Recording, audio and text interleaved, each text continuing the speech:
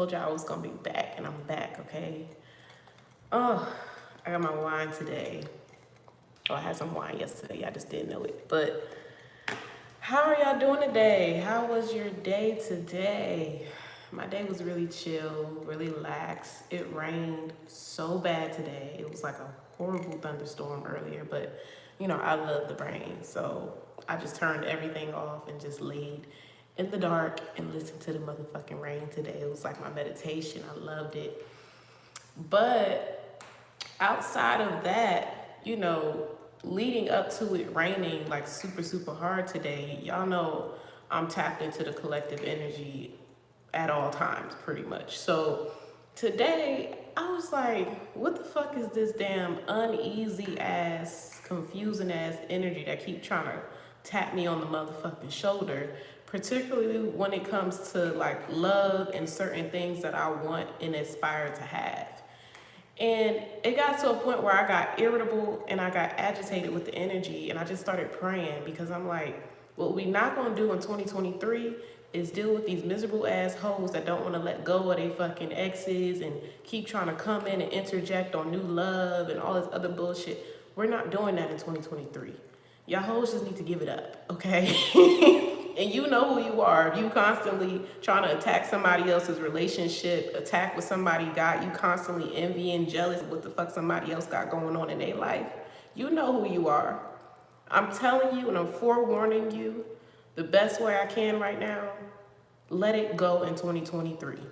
Just let it go. The fight has already been won. The war is already over. The vibration has already elevated.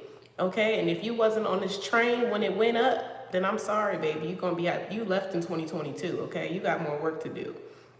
But it was just this irritable ass feeling like, yo, if y'all don't get the fuck on, like, come on now. Come on, it's over. Some of y'all don't know it's over. That person has left you. Leave them alone. Go be happy somewhere else, okay? Like, literally, you holding on to that person is stopping you from evolving and meeting your person. There's somebody for everybody. There is somebody for everybody, okay? Like, all these fucking closet witches and bitches that's doing TikTok Dollar Tree magic and reading cards and doing all this fuck shit, cut it out. Please just cut it out. Happy New Year's, everybody. Everybody's coming in. But I just felt like I needed to address this fucking funky ass energy that I was feeling earlier. And I'm like, first of all, this is not my energy. Second of all, I know when there's some type of confusion magic going on, and I feel like it's been really, really heavy on the people who have elevated to the next level going into this new year, people who are getting access to new keys, new love, the blessings, everything that they've been praying for is here. This is the year where you will receive that, okay? And there are people that are jealous, envious. It be people that you least expect, your own family, friends. They be right up under your nose, smiling in your face. Then they go home in the fucking closet doing all types of shit to fuck with your life. You know what I'm saying? Sometimes it don't even have to be all that. It be as simple as motherfuckers be stalking your Instagram page, social media, and just be spewing negativity over your pictures, over your life, over your family, over your kids, over the material things that you have. Like, it don't even have to go as far as somebody doing a spell on you. It's just their intentions and their thoughts towards you that is considered dark magic, okay? So people really need to just mind their motherfucking business, okay? Because God got a close watch on motherfuckers this year. The universe is not playing with you hoes this year, okay? Because it's like an energy of the ancestors are just fed up. You know what I'm saying? Every time a motherfucker try to come against a divine union, that now puts me, you know, I'm just using me as an example. I'm here in the flesh and I look like a human being, but on a soul level, I'm a spiritual warrior, right? So every time a bitch try to interject on what the fuck is destined for me, I now slow down my human life. I slow down the destiny that God has for me, because now I gotta go fight this spiritual warfare because this bitch wanna try me. You know what I'm saying? And think that I don't feel, think that I don't see you, I see you. You know what I'm saying? If you really in tune and you really are, like, have that love frequency with God, you can feel when somebody is trying to attack you. No matter how far away they are, you can feel it. And I felt that shit today. So I don't know if it was towards me. Look, I wish you the best if you trying to do some shit on me, okay? I'm so sorry in advance. What the fuck is gonna happen to you? But if this is for the collective energy, shake that shit off, y'all. Shake it off. It's not you, okay? It's these miserable bitches that's still doing the same shit they was doing in 2022 to stop what's destined for you. They can't stop it, but they're gonna try to delay it. And I'm telling you, your ancestors is not playing. They whooping ass this year. They're not playing with these little ass girls, these little ass boys that want to do fucking kitchen, closet, Dollar Tree magic to get in the way of somebody's destined, like, opportunity. Okay, so y'all need to just clean it up. Like, just throw all that shit away, okay? Like, seriously. Like, now you look like a fool. You look stupid as hell now, you know, because it's gonna happen with or without you. It's gonna happen whether you try to stop it or not. You know what I'm saying? Like, it's a new year and y'all bitches still doing the same thing. Like, I've even noticed a difference in the tarot community. The vibration in the tarot community has elevated. We not talking about the same shit that we was talking about before because we've gotten through that cycle. Y'all need to really give yourselves a fucking pat on the back because last year was fucking tough. Okay? 2022 was the fight of your motherfucking life spiritually. I swear. I felt that shit, okay? And it felt like the last week, the last few days going into 2023, I was fighting for my motherfucking life spiritually. I tell you, the last week of 2022, to me, was the toughest week of the year because I'm like, it's like an angel and a fucking devil on your shoulder and you're constantly trying to just refocus and stay positive and think of the best outcome. Like, I think it was because we were going through a transit in Aquarius. So a lot of people were in their head about a lot of shit. You know, just could not stop thinking. You probably couldn't sleep. You probably had just random spouts of anxiety. Probably wasn't eating properly. Like, just going in and out of these motions. And it's just like, yo, why is it so hard for me to focus? I'm telling you, these bitches was they was coming. They was coming with it the last week of 2022 because they know once we transitioned into this new year. Now, technically, this is not where the new year begins, but as a collective, if we believe something to be, it will be. So energetically, we are in a new year. You know what I'm saying? But, you know, metaphysically, we're not, okay? That doesn't begin until springtime. Spring is new. Spring is rebirth. Spring is renewal. So April is really when the new year begins, okay? But right now we're in preparation, right? God is getting us in position for that new blessing that's coming in. So right now, as it pertains to love, you may feel like if there's an individual you've had like this struggle love with, this in and out, on and off type of thing with, you'll start to feel like you can breathe in the connection, right? You'll feel a little more relaxed. It's almost like you're easing your way into a new beginning with this person.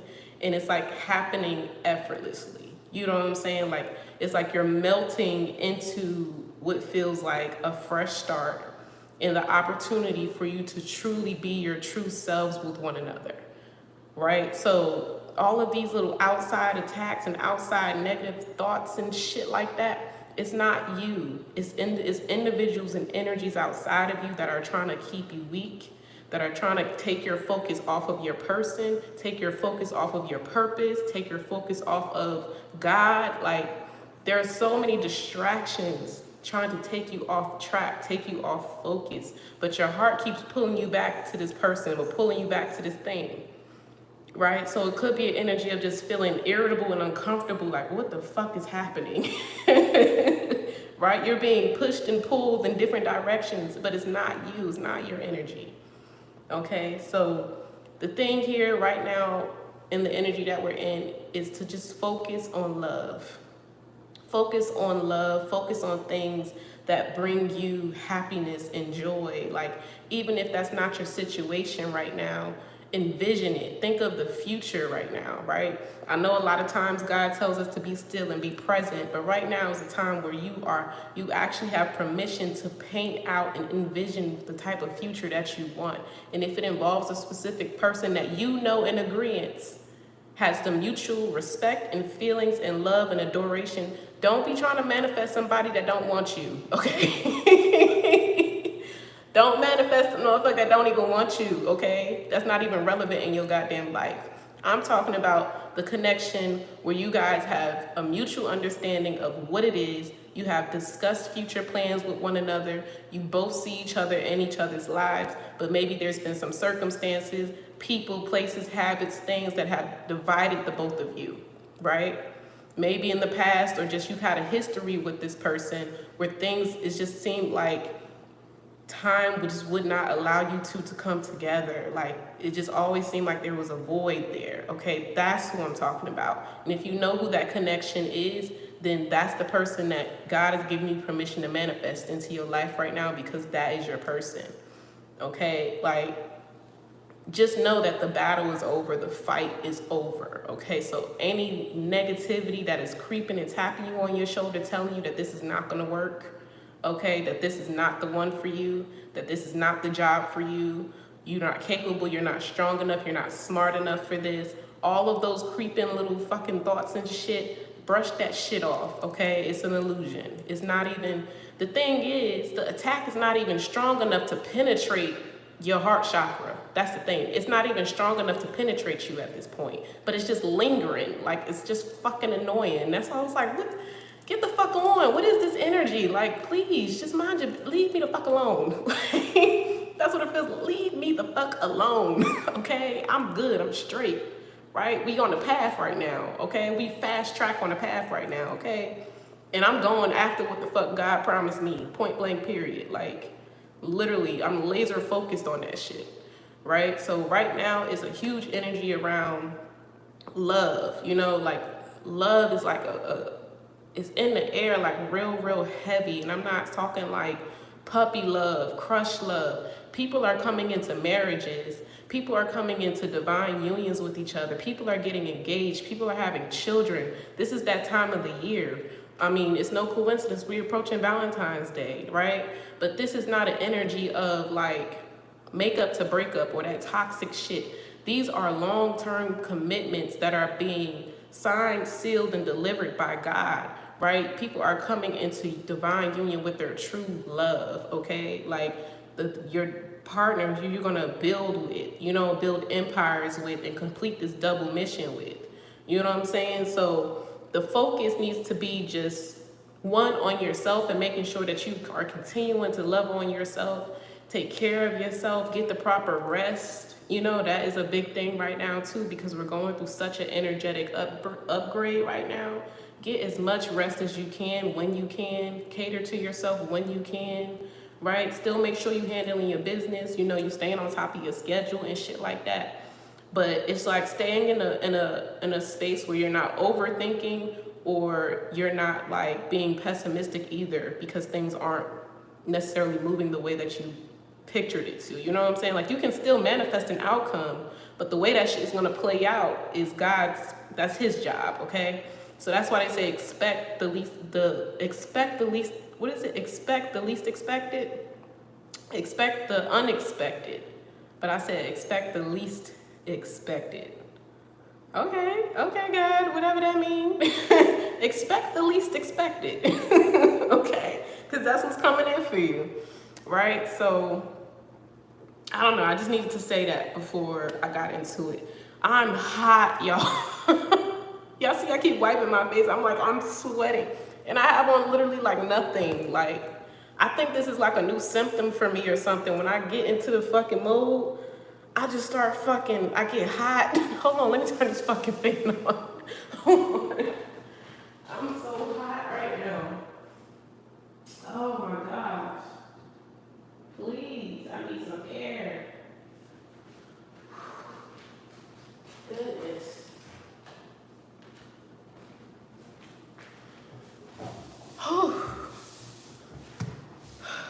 I feel the heat, yo. I feel the fucking heat because this shit is annoying. Like, goodness. I told y'all God was gonna clean up the damn tarot community. I told y'all, I feel like there's a lighter energy now in the tarot community. And it's so refreshing. It's so freaking refreshing. It's becoming now to the point where you can literally fish out like the fakes from the real, you know what I'm saying? Like, it's so obvious now, you know? So I'm so grateful that that energy has finally shifted, and the people who are being called into their purpose to teach people about love, teach people about God, you know, teach people about their spiritual awakening and journey, like they can be heard and really, really distinguished from the rest now, you know what I'm saying? So it's definitely been a breakthrough in all aspects right now in the collective energy, and it just feels so good. And that's why I was so irritated with that energy earlier. Like, if you don't get the fuck on, like come on now.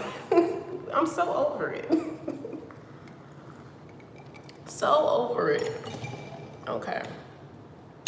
But yes, we are doing their current feelings for you. So that is the theme of the readings tonight.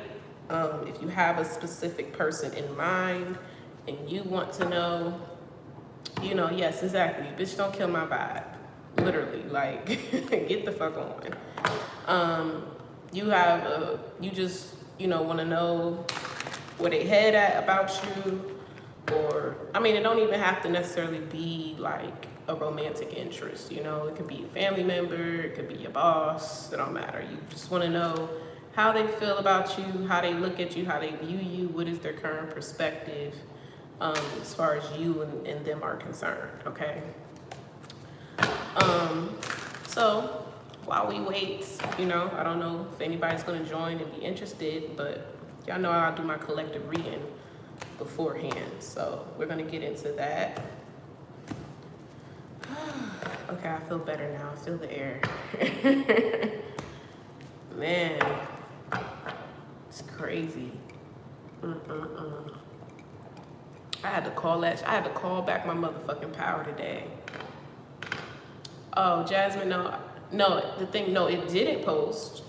It delayed. But thank you for reminding me, because you gave me confirmation that I did need to put that public, because I wasn't going to post it publicly, that one in particular, because I know that I touched on a few personal things, and I'm still trying to get comfortable with like exposing my personal life like online and shit like that. So sometimes I won't post a live depending on like what I talked about.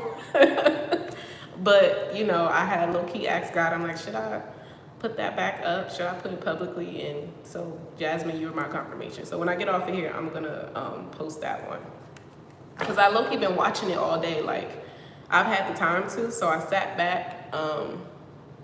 You share it with just links. You said you wasn't gonna say anything on it. Like, I'm just mind my business. Links. So that would mean that I would have to like send the link to you guys individually. That's just too much. I just need to stop being chicken shit and just say fuck it and stop giving a fuck, you know? Anybody who question what the fuck I got to say, you can email me, okay? And we can talk about it. Or join the live, you know? Join in on the conversation. You feel me? So, because there's nothing on here that I would say that I wouldn't say directly to someone if they had asked. You know what I'm saying? So I really just be in my own head, you know? But like I said, I'm so used to like moving in silence and not like disclosing a lot of my feelings and, you know, the different shit I'm going through. So it's just like natural for me to be like, okay, bitch, you said a little too much in that video. We're not gonna post it. We're not gonna post it. It's a few videos that I've done that aren't posted on my channel that are hidden off of the channel. I don't think I realize how many videos I've actually done. Yeah, that's what I'm saying. Like, I don't be wanting everybody to know. Like, and I did like a whole personal reading basically in that live, you know? So I'm just like, yeah, I don't think I want that out there. Like, and I wish I could go and like chop out that last 20 minutes of the reading, but I can't. And if I did, it would be way too much work. Oh my goodness. Yeah, so moving forward, we're just going to be a little more aware of what we talk about, you know. Yeah, I'll send it to you, Jasmine. I'll send it to you too, Monet, if you want to watch it. Because I did your reading. Yeah, I did both of y'all. Yeah, okay, yeah, definitely. I'm going to send y'all the reading. Nah, it's too difficult to do it that way because I would have to download it on my computer, upload it to my editing software, edit it out, and then re-export it to the computer, and then upload it to YouTube, and then wait for it to process, download, and then upload it again. So it's just a lot. It's just a lot, you know, and YouTube takes their fucking time. So I'm like, you know, I just rather not post it at all. But I will send it to you guys individually because I did do readings for you too.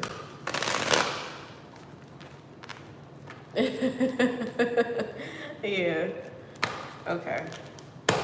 Let me see what comes out for the collective. Just a little update on the energy. Yeah, it's too much. It's just too much. It's too much.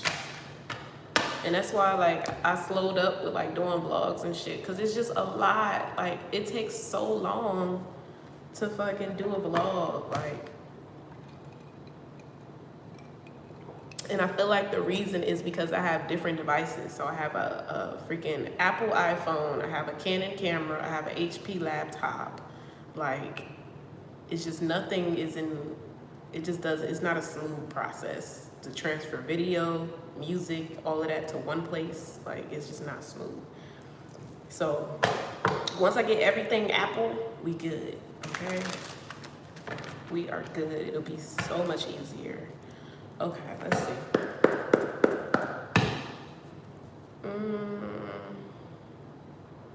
Hold on, I'm missing something here. You know what? I've been holding on to this one little incense forever because it's my last one. And I'm still trying to figure out which one it is. It kind of smells like vanilla, but I don't. If this is not the vanilla one, this is probably the frankincense. But I'm gonna burn it, you know, because I just felt like I need to. I hope it's the vanilla. It'll be the perfect vibe for tonight. Let's see. I literally need to stack up on my tools and stuff. Like, I need more incense, I need more candles. Hey Beatrice. I need more tarot cards. Like, it's a new year. I need like a whole new like setup. I need more crystals. Let me see.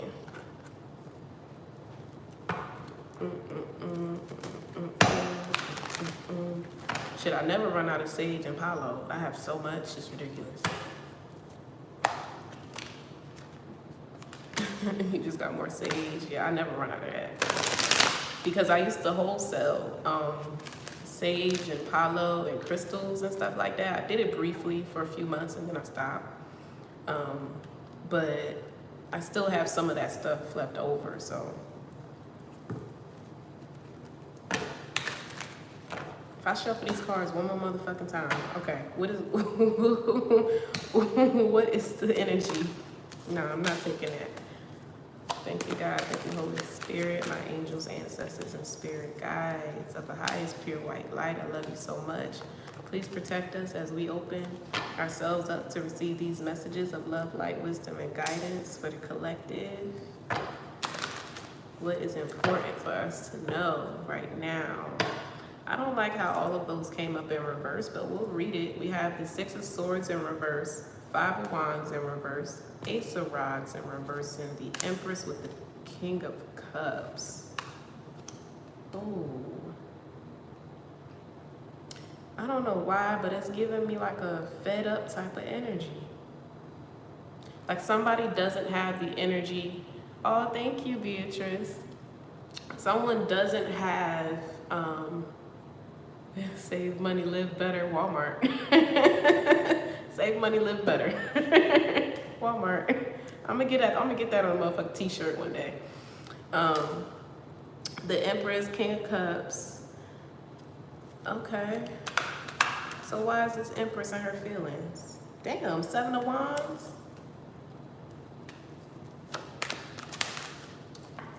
And the Queen of Cups. Oh shit. This is a conversation. This is a conversation here. Why do we have the 10 of Wands? Queen of Pentacles. Somebody's getting something off of their chest here, but I feel like it's the feminine energy. Hey, Tiffany. It's the feminine energy. Yeah, Tower moment. Something's going down here. But the thing is, I don't feel that this is two people. This almost feels like someone's talking to themselves. Someone could be talking to their daughter as well. Maybe that's why I said to themselves. Someone's talking to their daughter. There's an argument between a mother and a daughter here, and they're arguing over something that they both do.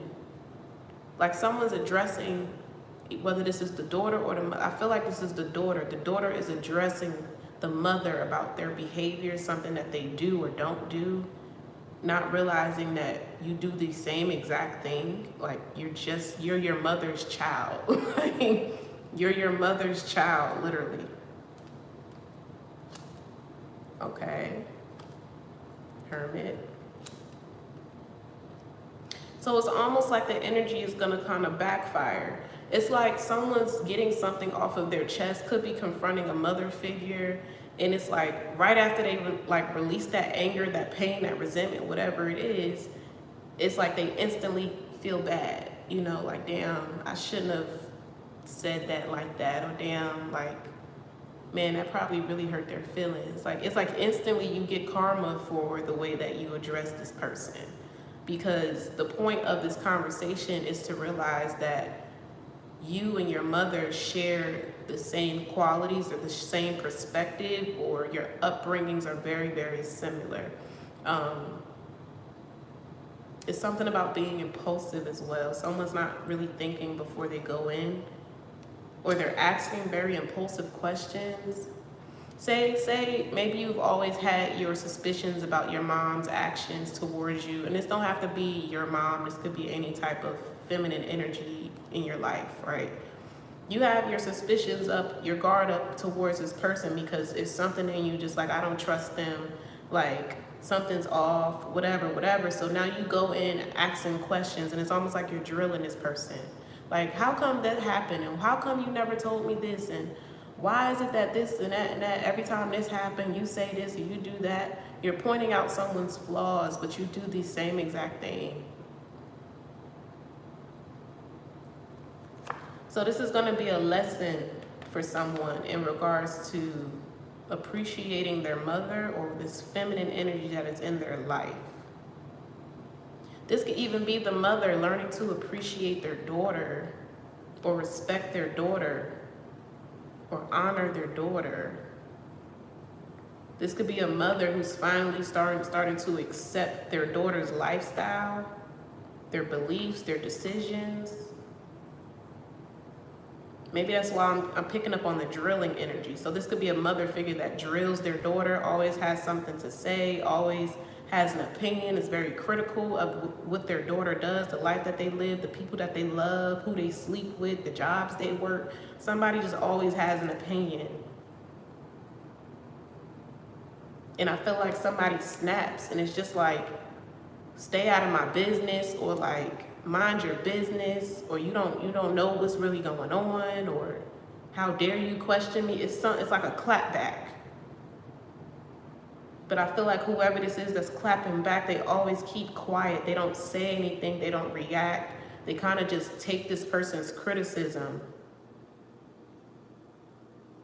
But somebody's like, no, I'm fed up. Like, you have no right to disrespect me. You have no right to tell me what I can and cannot do, who I can and cannot love, what I can and cannot believe in.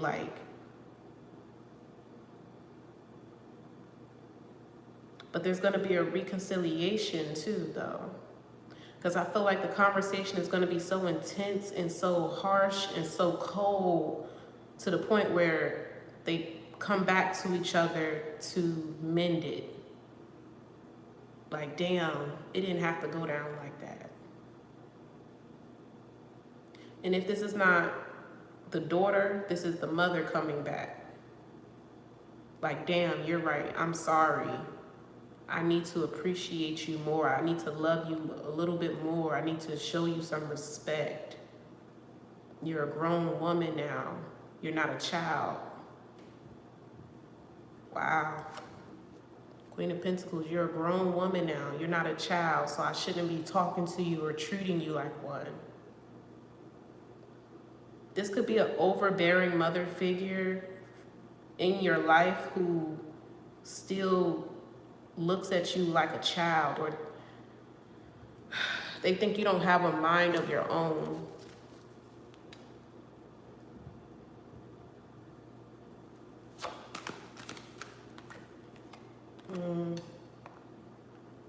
This is something that's already been separated too. So you and this individual could be in separation, not speaking currently. There could be distance between you and this mother figure because of this type of relationship. You feel like she doesn't respect your personal boundaries, doesn't respect your choices, doesn't speak to you in a way that uplifts you. So you distance yourself from this individual. And you grew. You became the Empress when you did that. You became the Empress and the Queen of Pentacles when you did that. You matured. You grew up. You grew into yourself. You found yourself. You found your voice too. It's like you took your power back. The Seven of Wands, you took your power back.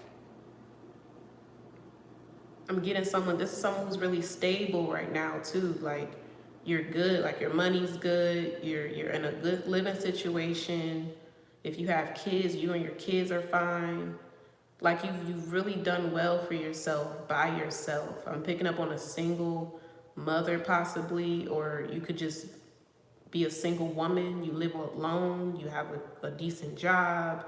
You know, you're staying afloat. You're doing pretty well for yourself to be doing it alone, pretty much, with no help. You're doing good, right? And this is like a mother figure. Feminine energy is really feminine, I'm picking up on.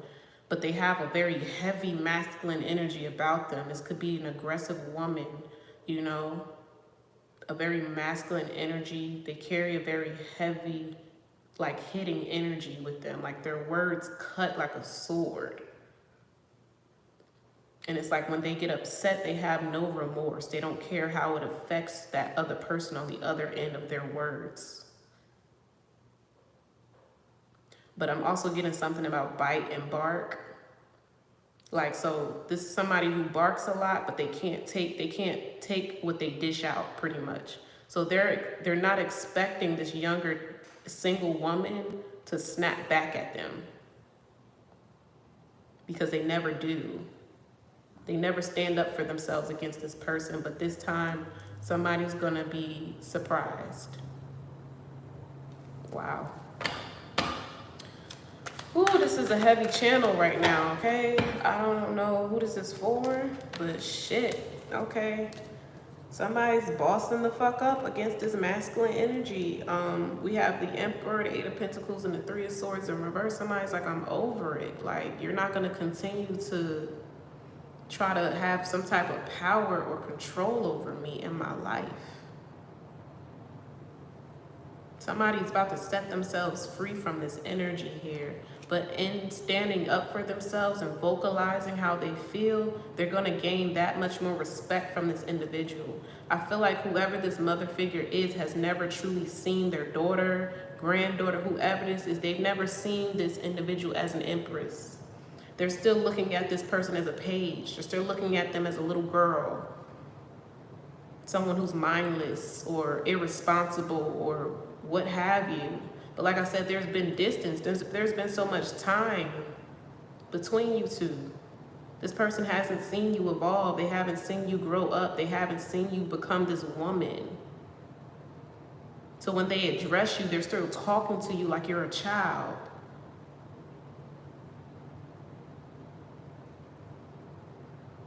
Okay? Somebody's about to be pleasantly fucking surprised at how much somebody has grown. Then I say they still looking at you like you a page of cups. Like, they address you, they talk to you like you a child. And it's like, no, wait a minute, hold on. We're not doing that. We're not doing that. I'm not that person anymore. You're gonna have to respect me. This is, for some of you, you could be introducing the idea of marriage or children to this individual, and they feel some type of way because you did not inform them of a relationship that you're in.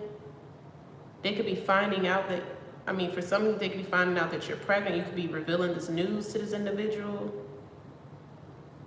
But they just, instead of like supporting you, they have so much negativity.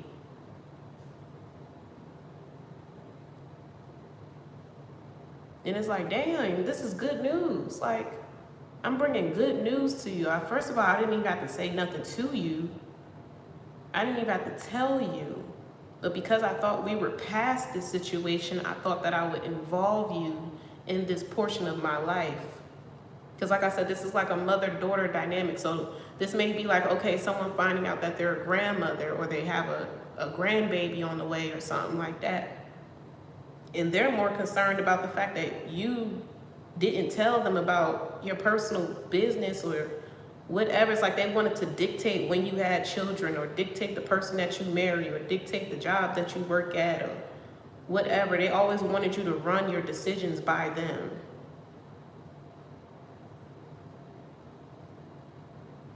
Okay. Wow. Wow. King of Cups in reverse. The World card in reverse. I feel like this is very, very painful and heartbreaking for this daughter. Because maybe they expected this individual to be happy for them. And they got a completely different, like, response. And it's like, yo, you really a hater. Like, what the fuck? Somebody's realizing that a feminine energy that's been in their life, possibly a parental figure, has literally been hating on them their whole life. Or they never have anything good to say. And it's like, come on now, we talking about a fucking baby. Like, that's good news. Like, and like I said, this person is stable. It's not like they just recklessly bringing a baby into the world. They have a foundation. They have a firm foundation wherever they are, wherever they live, whatever relationship they're in. Like, it's not no fuck shit. Like, I feel like this person somewhat has their ducks in a row. Like, they're well-rounded, or at least they're getting to that point. And I don't know what did this individual expect? Like, the thing is, this person is stuck in the past. They're stuck in the past. They're still thinking about old conversations and arguments and beef and all of that. This Empress, she's fully healed. She's not like thinking about that. She's healed to the point where she's like, okay, I feel confident enough to come forward and include this person in on this good news. I don't even want to leave them out of this. This might actually bring us closer together. That's the mindset this Empress is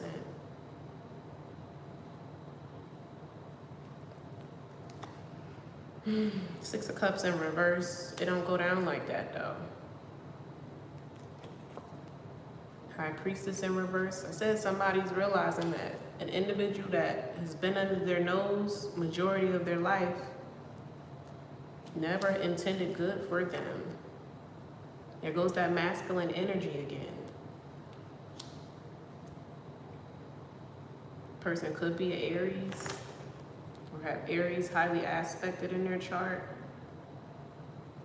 Because like I said, I'm not feeling that this is like a feminine and a masculine. I'm not feeling like this is like a partnership, like you talking to your boyfriend or This is a woman-to-woman conversation. It's just one of these women are out of balance with their feminine energy.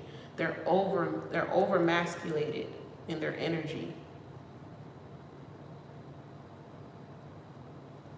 Okay.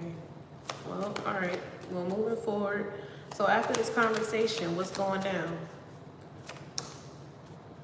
King of Swords in reverse. Two of Pentacles. Okay, so now this is where the partner comes in. We have the Lovers on the bottom, right? I feel like the mediator between this is going to be the father of this child or whoever she's dating, or this could just be maybe a sibling. Someone's going to come in to help mend the situation here. The Lovers and the Ten of Wands in reverse. Someone just has a twisted perspective here because they don't know enough about the situation. They think they know, but they have no idea. So it's like this masculine or this lover, whoever this Empress is dealing with, is going to come in and maybe try to either convince this daughter or convince this mother to drop the beef or whatever this is, right? But someone's going to gain that much more respect for this masculine. This may even be the first time that they're meeting. Wow, okay, I see what this is. Wow. This is not just someone, okay, so for some, this could vary for a lot of you. Yeah, Queen of Swords. This could be an engagement announcement. This could be a baby announcement. This could be an announcement somebody's moving. Whatever this is, it involves two people. So it involves this Empress and her Emperor, her masculine, her divine partner. You two are doing something very, very significant together, right?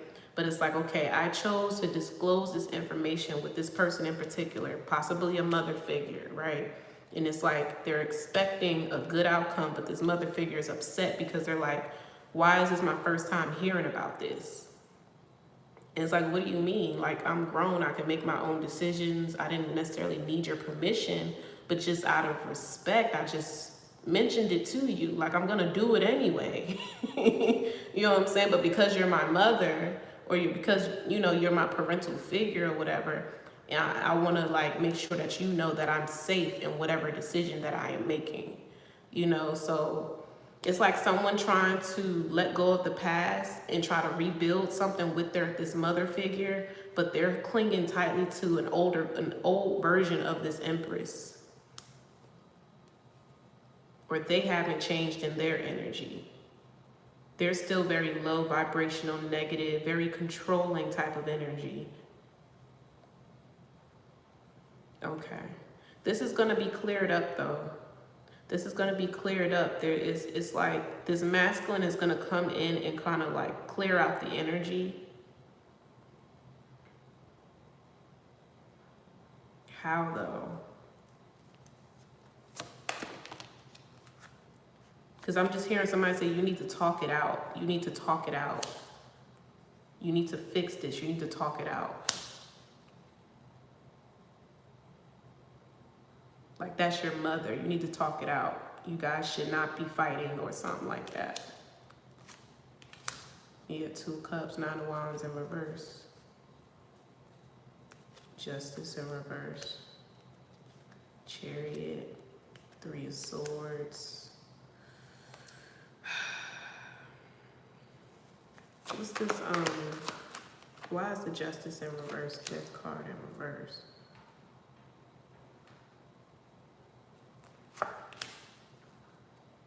This is not something that's going to mend right away. It's not.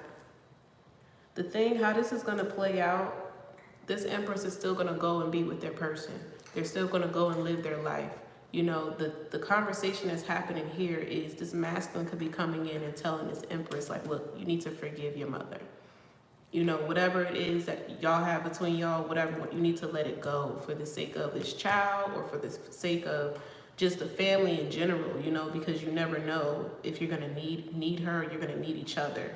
It's like a mediator here that's just like, look, it's not even worth it. Like, that's your family at the end of the day. So I feel like these two energies are still gonna be in separation, but there's an epiphany that this older female is having, right? And it's like God is giving this person now a microscope. They're able to watch this empress go and become the empress. Like, they're like, okay, for the first time, now that this daggone empress then snap back at you like, hey, hello, I'm not a child anymore. Now God is like, all right, take a closer look. Look at what she's accomplished. Look at what she's done, you know, in this time apart without you. You know what I'm saying? Like, look how wonderful she is. Look how great of a mother she is. You know, look how well she's done for herself. You know what I'm saying? Look how she's established herself. Look how gifted she is. You know what I'm saying? Like, somebody, this is giving me a situation where this is like a child that could not be tamed, or like someone who rebelled. And not so much rebelled, but you march to the beat of your own drum, and somebody did not like that. Somebody didn't like that. They didn't have control over you. So they're so hyper focused on the fact that you betrayed me. You know what I'm saying? You won't let me control you no more. Like, so I don't respect anything that you do. I don't respect who you love, who you marry. I don't care. You know what I'm saying? Like, somebody's in that energy. Like, because I can't be a part of what you got going on, I don't give a fuck. You know what I'm saying? But God is like, no. This is your daughter. You know what I'm saying? Like, look at why she acts like this. You know what I'm saying? The apple don't fall too far from the motherfucker. Why does she act like this? Look who raised her. Who were you when you were her age? What were you doing when you were her age? You know what I'm saying? Like, it's like she's mirroring you and you're mirroring her. Y'all are not that different. You know what I'm saying? And she has a little more control, a little more wisdom, a little more direction than you did when you were a child. You know, and I feel like that's something that intimidates this mother figure. Like, damn, I wasn't that successful when I was that age. Like, damn, I didn't have my shit together like that when I was that age. Like, who does she think she is? I'm the parent. I'm the parent. Like, it's like that energy. And it's just like, don't hate on your child. Like, you're supposed to be uplifting. You're supposed to be supportive of her decisions. If there's something that you think she should be cautious on, then yeah, you can mention it, but not in a way that's like putting her down or telling her that she's fucking up in life. You know what I'm saying? Like, there's a new approach that you can take to parenting or giving grounded advice. You know, it don't always have to be rah-rah and disrespect, and it don't have to be like that. You know what I'm saying? There's a way that you can talk this out. There's a way that you can begin again and start over and create a safe space for you and your daughter. Like, it's like God is making this person realize, like, you and your daughter don't have that relationship. And this is why. This is why. So somebody is being forced to reflect on their actions, reflect on their words, and it's not going to hit them. Like I said, this is happening on purpose. It's not going to hit them until this child, this daughter, this empress stands up for herself, and she barks back at this daggone mother figure. This could be a child, you know, not a child, but maybe they were just very respectful as a child. They never gave her no problems, none of that. Like, This is a child, a young woman who's matured into her Empress energy, the Queen of Pentacles. She could be getting ready to get married or preparing to have children and develop, like, create a life of her own, right? But maybe she's feeling like something's missing here. You know, this three of swords, something's missing here. How can I, you know, feel confident in being the mother I need to be to my child, and I don't have the relationship I need with my mother, you know? So mending is happening here, but it's gonna take some time. It's gonna take some time. For those of you who are pregnant, by the time this child is born, this child is gonna be what brings this connection together, okay? So, excuse me, even if you guys don't sort things out by then, just know that the love of this child and the healing energy that they're carrying is going to transform a lot of relationships in your life. It's not going to be anything that you have to do, you know? But this is gonna happen whether you want it to or not. Like, this is something that's being set up, right? This Empress is gonna have like a power behind them. Like, if they've always been fearful of maybe confronting this aggressive figure in their life, there's gonna be a power probably of their fucking ancestors behind them to be like, child, speak up. Speak up. You don't have to take this disrespect from your mother. You don't have to sit in that. You don't have to like accept that. Speak up. So somebody's throat chakra gonna be bust wide the fuck open on this particular day. Cause it's gonna be the last time this mother figure is trying this daggone daughter, for real. I feel it. It's a lot of built up emotion. It's a lot of built up emotion. Man, okay, I'm gonna pull out of that. But this is your message. You know who you are, you know? And, you know, this don't have to be feminine. I mean, this could be a son and a father, you know? This could be just somebody who raised you. You know, this could be a mentor, somebody who at some point had control over your decisions. Could have been very manipulative, you know, could manipulate your emotions and different things like that, get you to do and say things. And it's over and done with, you know. Shit is being cleared out in 2023, you know. 333 on the clock. Shit is being cleared out. Things are being rebalanced here, right? Love is coming back into a lot of connections, you know, not just romantic, family, friends, all of that, you know. The connections that are worthy, you know, the connections that deserve a second chance to be rebuilt, to be reestablished. Those are the connections that are coming back, and it may come in with a bang. But if that's how the ice needs to be broken, then so be it. You know what I'm saying? Because it's like the tension, you could just cut it with a fucking toothpick. You know, that's the energy between this connection here that I was picking up in this reading. You know, it's like walking on eggshells with someone you should feel completely safe with. It's just like, why? Okay. Well, I guess that was the collective message for today. There could be a lot being revealed about a mother-daughter connection. Some of you, this could be a mother that's going to be confessing something to you, revealing a secret, telling the truth about something, something like that. All right, y'all. Was there anybody who sent me up? This is about family. I split it on the 10 of Pentacles. Anybody who sent me, let me see.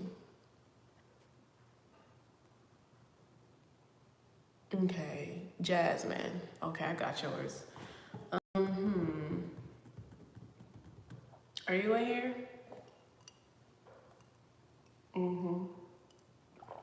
Yeah, I do. I have it burning over here. That damn incense burned quick too. Some of you, this is happening very, very soon. Very, very soon. What are we, the 2nd? I was getting some about the 8th. So by the 8th, this could be happening. This is a conversation that's gonna go down. This ice has to be broken. It has to be. Feelings, Patrick. Oh gosh. Oh goodness, Jasmine. Okay. I can't even blame you, girl. All right, let's go ahead and clear this energy out real quick.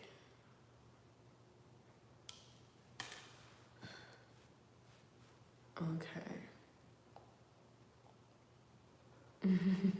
Can't even blame you. Okay. All right, let me get the Modern Witch Tarot deck. I haven't used this in a little minute. I'm trying not to be on here too long, y'all, because I need to get some sleep. Like, I didn't go to sleep till almost 3 in the morning last night. But I be up, like, at night, like, during witching hour. My mind just be going. That's when I get downloads. I get business ideas. Like, I get revelations about stuff. Like, it's so hard to go to sleep during that time. Let me see.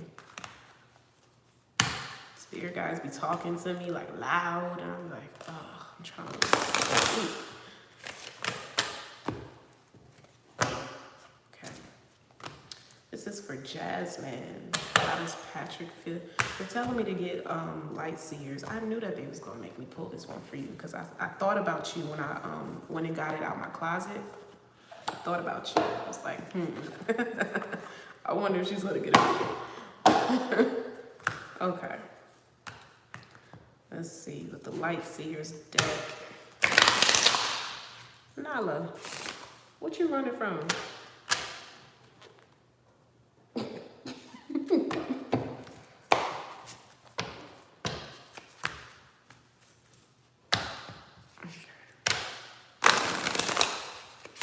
That could be a little subliminal, I don't know. Somebody running.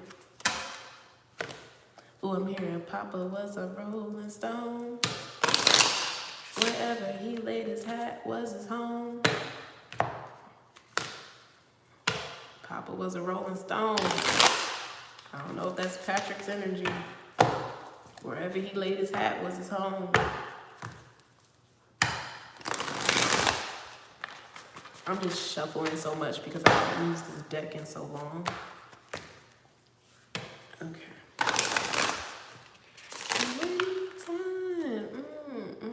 He was alone. That's the Temptations.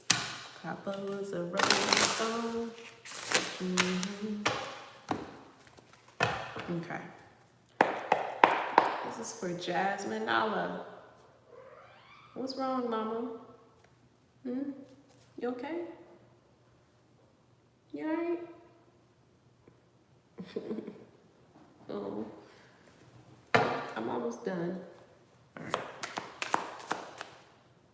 Down and get up here. No. No. No. Okay. Page of Pentacles. No. No. Page of Pentacles, Lovers. What'd I say? Go to your bed. No. No. She fucking with me.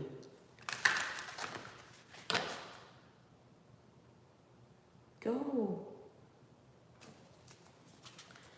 Page of Pentacles, the Lovers. Just, I'm only watching her because she claws my leg.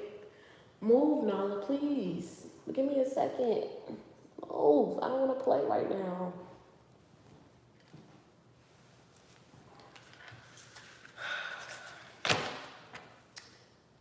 She'll jump up on me and her claws will like dig into my skin. So that's why I'm like watching her. I gotta cut her nails.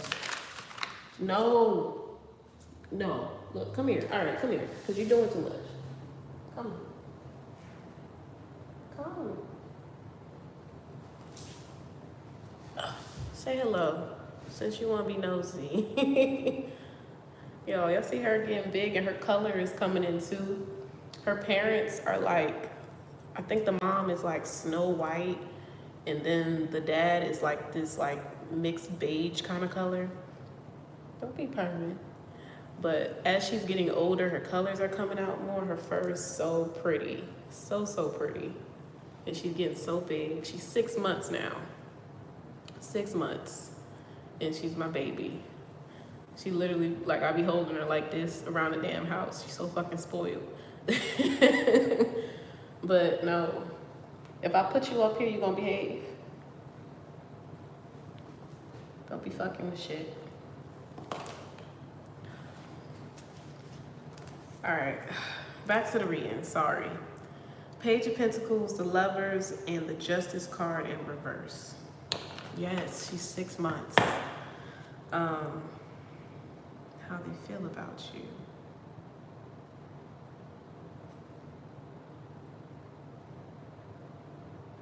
It's almost like an energy of like, I'm okay with letting you go. There isn't like really a push or a pull anymore. And I say anymore because I feel like it's something that's fizzled out, at least for this person. Sorry, I got a phone call. Because y'all know everything happens in a reading for a reason, right? So it is like a energy. I'm gonna be honest, it feels like this person is moving forward, they're moving on, or this is how they feel about you. They're moving on from the connection, or you're moving on from the connection. But there's no hard feelings about it. It's like, okay, I understand that we had our time, we had our moment. You know, there was a lot of passion there at one point. Somebody has realized the reason for you being in their life. And they're okay with that. You know, they're okay with just leaving things where it is. They would be okay with just being friends with you, like platonic friends with you.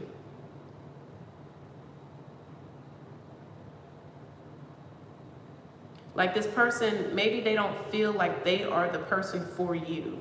Maybe they know this and they're like, intuitively they feel like this is not something that's going to progress into something much deeper. It's not going to get any deeper than this. Or this is the message for you. This connection is not going to get any deeper than this. But there was a crucial lesson that needed to be learned between the both of you. There is a very psychic connection between you two as well. When you think of this person, or when they're thinking of you, you may see angel numbers. Or, I mean, this could have just been a connection where you thought of this person and they would text you and they would call you, or vice versa. Like a lot of telepathic communication going on. It's like you guys have given each other closure telepathically or energetically. Like it doesn't necessarily have to be like a deep embedded conversation about the past or what you guys have. It's just a mutual understanding that you guys have a love for each other, but it's more platonic than anything. Like it's not, like this would be like the perfect like cuddy buddy. Like, and I know that's like, what? But yeah, like this would be like, hey, I can talk to you about the women that I'm dating, you know, or you could talk to him about the men that you're dating and it wouldn't be like no hard feelings. Like it wouldn't be like no jealousy, no envy, nothing like that. Like this person might actually give you some grounded sound advice, you know. Not every connection that's like super, super strong is supposed to be like forever. You know, not every person that you have this intense connection with is supposed to be like your end all be all partner. Sometimes you can have these deep, deep connections and they just be lifelong friends, whether you've been intimate or not. You know, it'll naturally evolve into what it was always supposed to be. And I feel like that's what's happening here with this connection right now. Even if you guys aren't speaking, energetically, there's been closure. Like there isn't any like bad blood going into this new year. Okay.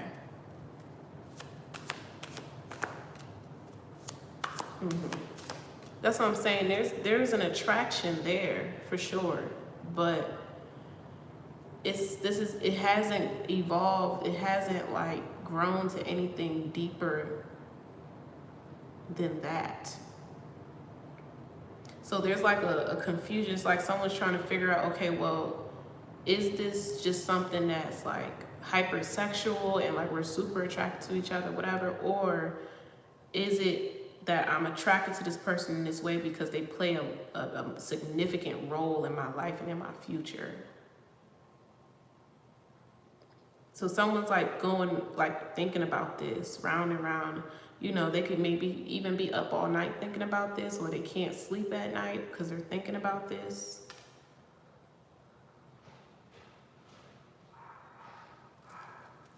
Okay. Three of Swords in reverse.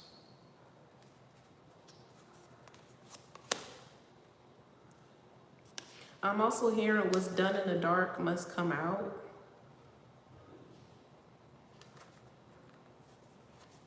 What's done in the dark must come out. What's done in the dark must come to light.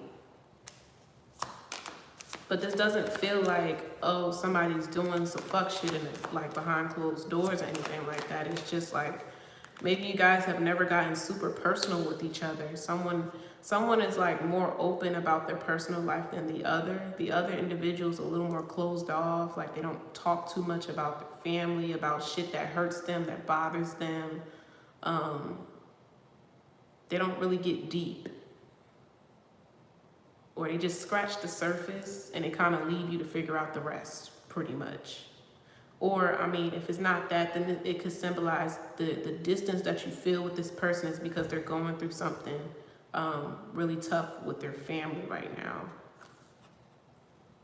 Two of Wands, but they're still thinking of you. You still cross their mind. It's like they're tying up loose ends or figuring something out. What's wrong now? Huh? Leave the ladybug alone. No, leave the ladybug alone. Okay. Death card in reverse. And the Nine of Swords. Yeah, this person's going through something. Eight of Swords. Are they okay?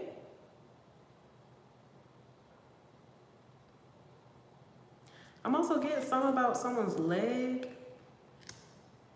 Someone has an injury of some kind. They could be bandaged up, or they sprained their ankle or fell. Someone could even have been admitted to the hospital. This doesn't have to be this person. I said this could be something going on with their family right now. Someone could have recently been admitted to the hospital.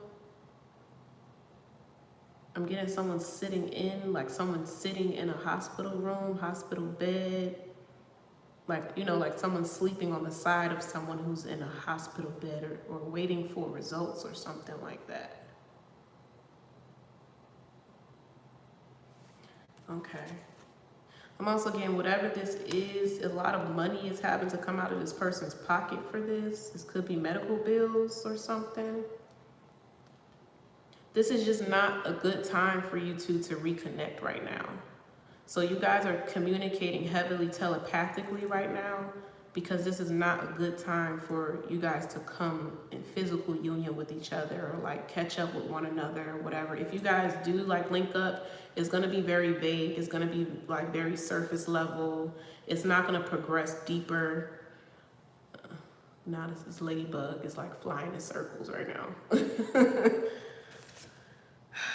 Tower in reverse and the Ace of Swords. This person is going through something right now that has nothing to do with you. So I would say right now, just wish this person well. You know, pray for them, that they're okay. Even if you guys are communicating, they could be putting on a false mask with you. They may even try to like crack jokes or like, you know, distract you from what you're feeling intuitively.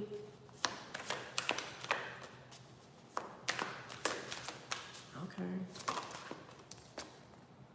The World card, Ten of Swords in reverse. Yeah, they're recovering from something. This is like some bad news.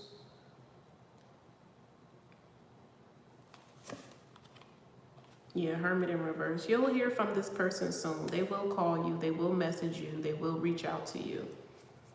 But just not right now. Not right now. They could be reaching out in 7 days. Within 7 days, a week maybe. Within 7 weeks. Some about 7 or on the 7th, maybe you can expect a call or a message from this person. Okay. 5 of Cups. Yeah, okay, so when you guys do reconnect, it's not gonna be like super, you know, passionate and like, you know, super like lovey-dovey or whatever. I do feel like it's gonna be very intimate, but not in that way, you know. This may be this person just being very vulnerable with you about what is going on in their personal life finally, you know, and honestly, that's gonna feel like the ultimate intimacy with this person, because maybe it's never gotten that far. You know, you've never been able to really dig past the surface with this person emotionally. And now it's like they feel like they're in a safe space and they feel like they trust you enough to kind of lean on your shoulder in this way. You know, this could be like, you know, hopefully not, but someone could be sick in their family, or they could have just discovered some really bad news. Could be a betrayal of some kind, and this person is just really down. So I'm like, are they okay? You know, because it kind of feels like depression. It kind of feels like sadness, you know, but they're still thinking of you. You know, they feel like it's safe for them to distance themselves right now, like, and it wouldn't like cause any conflict between the two of you, you know. So they'll come back around, they'll message you, but just know that it's not gonna be like on no play time. It's gonna be like, okay, can I talk to you about this? You know, because I feel safe with you. You know, and that's a big grand gesture coming from this person, because maybe they don't normally do that. So that's where they're at right now, pertaining, you know, you and them. Like, you guys are possibly transitioning into a phase of your relationship where a genuine friendship is being developed, or there's a new level of trust that's being developed here with this person. So once you guys get past this, then you guys will have a deeper understanding of the purpose of in this connection and what it should and shouldn't be, you know. Then you guys can establish healthy boundaries with one another. Yeah, they're gonna be like a great guy friend to you. You know, it may feel more natural that way, you know, than trying to force it to be something super romantic, you know. So you're gonna discover that the next time you talk to this person. So that's not a bad thing, you know. Not every person of the opposite sex you're supposed to be in a romantic connection with, and that's fine. You know, sometimes it's good to just have those good guy friends in your corner, who you can lean on, who you feel safe and protected with, you know, and they feel safe with you. Men need an outlet too, you know what I'm saying? Women, we are nurturers, right? And he may feel like you're the only person he feels he can trust, depending on what it is he just experienced, you know? And that's good. That's good. That's progress. Okay. So who else? Okay, let's see. Beatrice. Yeah, it don't have to be about sex all the time, you know? Like, I do feel like it would be just like a real good friendship between you two, you know? And if y'all want to piggyback to it being like super hot and passionate and all of that and exciting, Nala, there'll be a time for it. Nala, what are you doing? Why are you fucking with shit? Yo, okay. Beatrice, what deck are we using? Didn't I? Why is she fucking with the ladybug? I told y'all it's been ladybugs in my house. And she's been trying to attack them and eat them. I'm like, no, not that. I freaking discovered that she likes fucking popcorn today. I'm like, god damn, I done fed her human food. She about to act up for real. Eating my damn popcorn. 3:55 on the clock, okay. Thank you to everybody who's joining the chat. I see we got 8 people in here, okay. Thank you for watching, thank you for tuning in. If you haven't already, go ahead and subscribe to your girl, like the video. And if you want to say hey, don't be shy. Okay, welcome to the tribe. I'm gonna try to ignore her right now. She's in her own little world right now.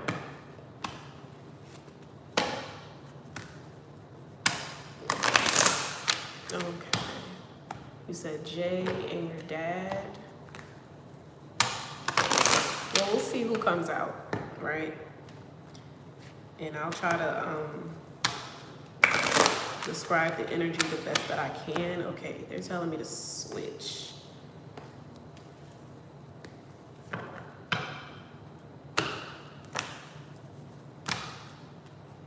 Okay, I'm hearing a song for you too, Beatrice. It's called Switch by Black.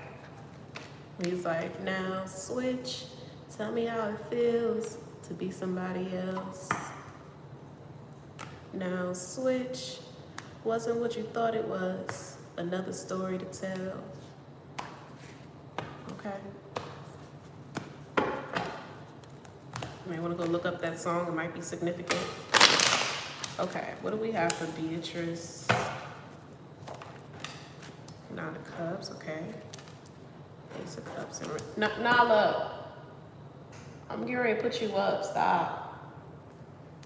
Knight of Cups. Queen of Swords, Ten of Swords, and Judgment. Here she go again.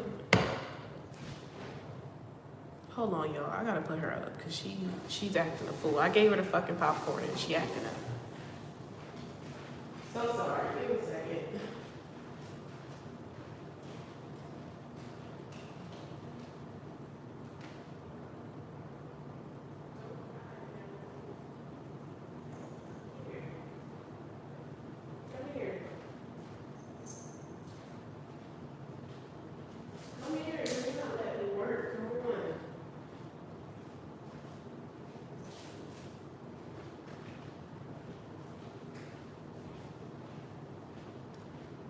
Please. Yes, come here.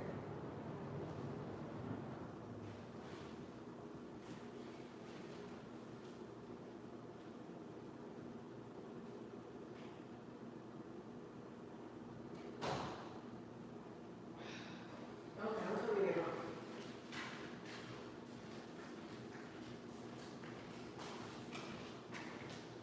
Crazy cat. All right, back to it. Okay, Nine of Cups, Queen of Swords, Ace of Cups, Ten of Swords. I feel like you've learned a lesson here. I know, right? I feel like you've definitely learned a lesson here. There's been somebody in your life who taught you this very valuable lesson as it pertains to love. I feel like you've developed a confidence within yourself that you didn't have before. It's almost like there's been like an overnight switch in you. Maybe that's the switch. Switch, right? Your perspective has changed. It's like you've matured in love overnight. You're becoming more emotionally intelligent, more balanced. You know your worth now. And I don't know if it's about this person, Jay, but there's someone significant that came in and put all these motherfucking swords in your back. And they could have possibly tried it again, and this time you're just like, no, I'm not accepting that anymore. You know, I've already seen this play out before. I'm not falling victim for your tricks, your bullshit anymore, right? So you could be about to put your foot down with an individual that's coming in with the same games, or you did, and now that's caused you to elevate in, you know, your vibration, and you're standing on your shit. You're setting boundaries and stuff like that. Yeah. Okay, so that's good. That's good. You're stepping into your power. You know, you're not necessarily looking for love, but you wouldn't mind it either, you know. We have High Priestess in reverse. This could be something that came out. This could be a secret that came out. You had a revelation or an epiphany about something. Three of Swords. Maybe the epiphany was like, okay, what is it that I'm settling for, you know? Why do I keep continuing to attract this person or attract this type of love or this type of relationship?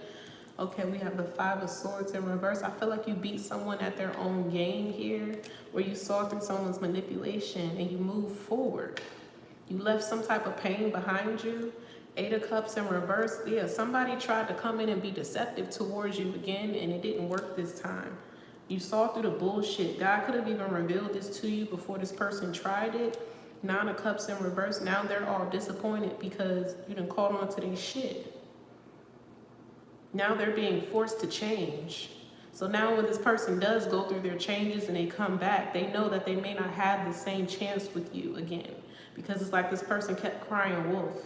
Like, oh, I'm gonna change. Oh, I'm gonna mature. Or I'm gonna do this, making false promises, and they never stood on it.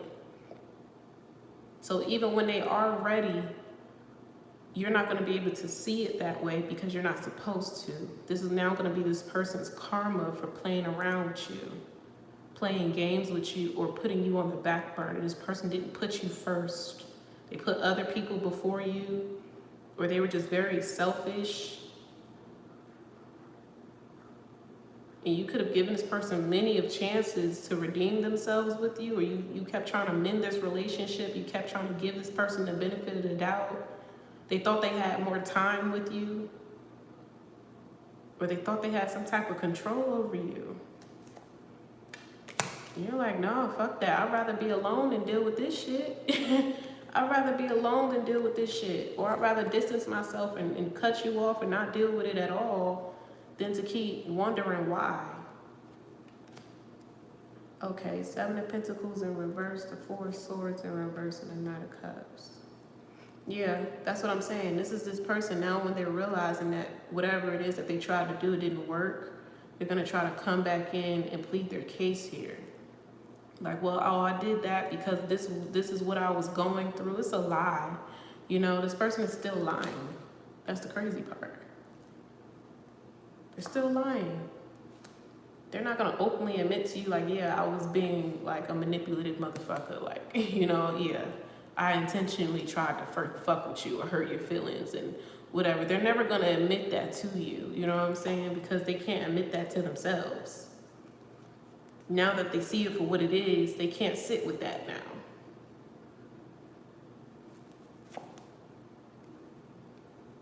But that's the truth. This person was purposely coming in and out, in and out, in and out to manipulate your energy.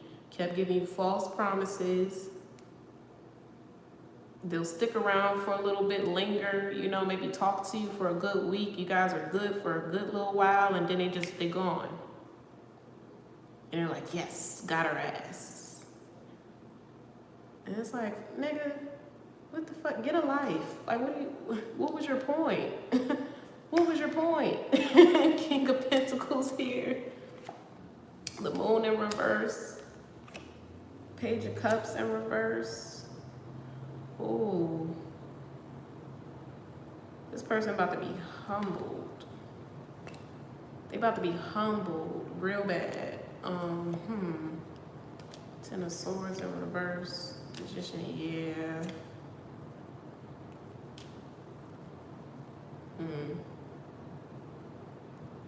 They set themselves up. This person was being tested. This last and final time that they tried you, they were being tested by God. They didn't even know that they were on testing ground. They had the opportunity to turn the other cheek, look the other way, or take a different approach, and they did not. This is someone who's still in that childish ass energy. That's the thing. You never know when you're on testing ground, right? It's almost like running a red light. You know, you might run that red light and you might get away with it a couple times, but you're gonna come across one of the motherfucking intersections that got that camera flash on it, or got a cop sitting in the cut, and they gonna get your ass that one time out of the million times you done tried that shit. It'd be that one time you're like, God damn, I usually get away with this shit. You didn't get away with it this time. This time you were being watched. You know, this time this person's character was being tested. So now they've set themselves up for karma real bad when it comes to you. Lovers in reverse. Yeah, this is not someone that you're supposed to be with. This was definitely someone who's a catalyst for your growth and your confidence, you know, but that's all that they were, you know.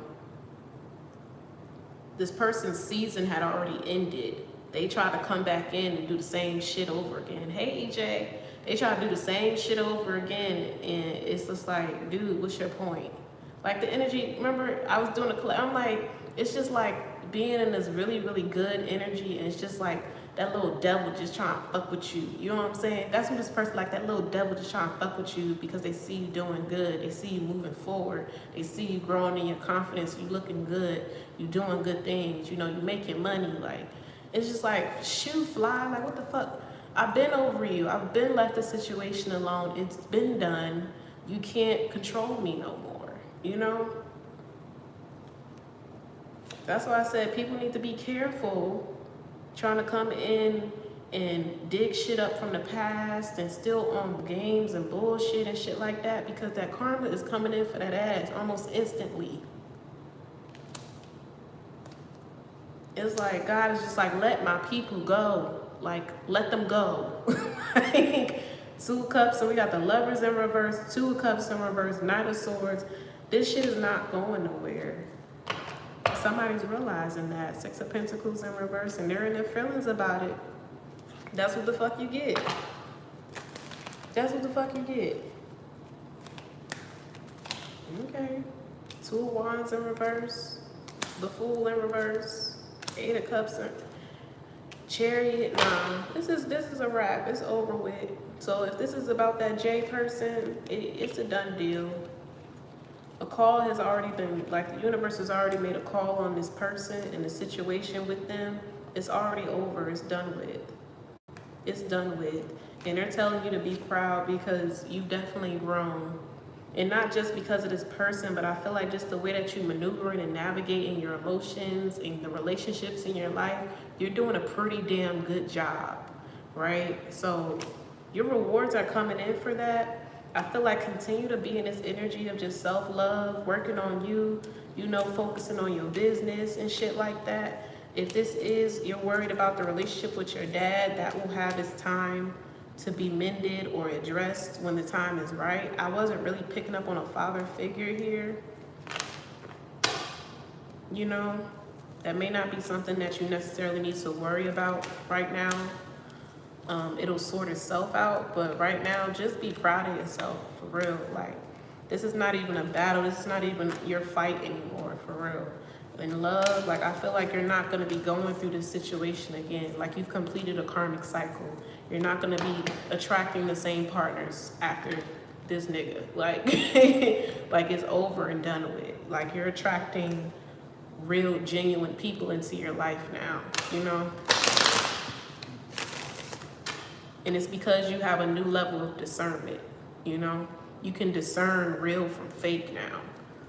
You know, maybe you were looking at people with rose-colored lenses and you always tried to see the good in individuals first. Now you're just like, you're so sharp now to it's like you can spot a fake motherfucker from a mile away now. You're just like, I don't even have time. Like, I don't even have time to entertain this anymore. You know what I'm saying? Like, before it even gets started, like, you just cutting communication. Even if you get numbers and, you know, socials, Instagram, where people are like contacting you and you're just not responding. You're just like being turned off by simple shit. You know what I'm saying? Because you know what you want. You know what you're looking for. You know, and like I said, you might not even necessarily be in an energy where you're like, I want love. It'll be nice, you know, but I'm chilling, you know? It's like I'm chilling. If it comes, that's great, you know, but I'm Gucci. That's what this feels like, and that's good. That's the energy that you need to be in, you know? Because that's when that real love comes in. When you learn to really, really be good with just being by yourself, that's when that unexpected love comes in. And it's the best love that you can experience, right? The one that you're not looking for, it just come in. You know, that's the gift. That's when God gives you. That's when you're finally waiting for God to bring your hand-picked partner, right? You're just like, I'm good, God. Like, you ain't got to send them. I'm fine, you know. I'm fine. You know, $1 million might be nice, but, you know, I don't necessarily need a person. I'm chilling. Okay. Well, that was your reading, Beatrice. Okay, you're doing your thing, girl. Right? You didn't got through a karmic cycle. Congratulations. You done graduated, girl. Send me the money. That's what. Send me the money. Fuck love. Send the money. I feel like it's all gonna come in at one time for you. It's all gonna come like all at once. You're welcome. Let me see.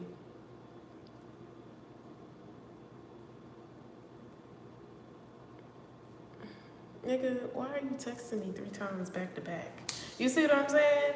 The people texting you, just be ignoring them. Like, why are you doing the most? I be doing that shit. Like, it don't take much for a nigga to just turn me off. I'm like, really? Really? Okay. Block, delete, delete, delete, block.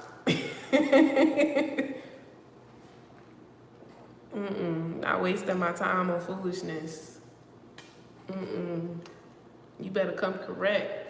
You better come correct when you step to me. Not playing none of them childish ass games. Say what you mean what you say. Like, make sure that when you talking to me, you telling the truth. You know, you being genuine, you being honest. Like, because if my little antenna's like, do bullshit, it's it. That's it. Come correct or don't come at all. If I sense any little snippet of bullshit, it's a wrap. You know what I'm saying? So you might as well just be completely honest, transparent, be real, you know. Drop the mask, drop the bullshit, and just come as you are. Come as you are, okay? And the rest will handle itself. People be scared to just tell the truth. Like, the truth will literally set you free. Literally. You have such a peace of mind. And a peace of mind in just knowing whether that person fucks with you or not. You know what I'm saying? And if you can't handle a no, then you don't need to be trying to be in a relationship with somebody or whatever. Like, you need to still work on yourself. If you have problems with rejection, you still got a lot of work to do, okay? You still got a lot of work to do.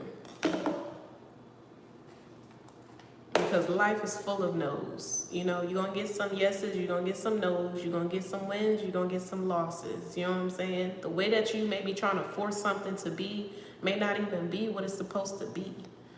You know what I'm saying? So a no is not like no forever or like fuck you. A no is just like, okay, take a different approach. Or no could be protecting you. Like, rejection sometimes is your protection, right? So even if that's the person that you have been longing for and you see a life with and blase, they reject you, that's God's protection. Like, yeah, nah, nigga, this ain't the one. This ain't the one. Like, no, you know what I'm saying? So it's better for you to just go ahead and put yourself out there. Be honest about how you feel. Talk your truth, speak your truth with that person. And depending on how they react and respond, you'll know whether they're for you or not. You know what I'm saying? So it's better to just be transparent than to be walking on eggshells. You know? People will reveal their true colors. Naturally, they will. They will. So it is what it is at the end of the day. It is what it is. Anybody else wanted a reading before I get off of here? What time is it?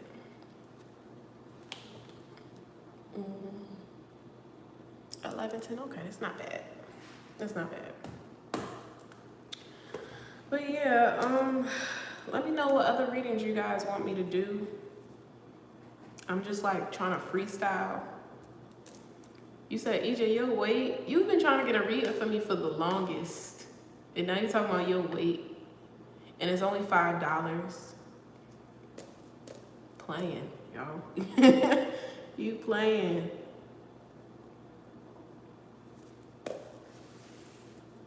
It's okay.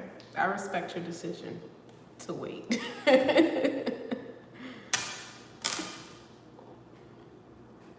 I want to know, like, what are you like hoping to get out of it though? Oh, you say you at work.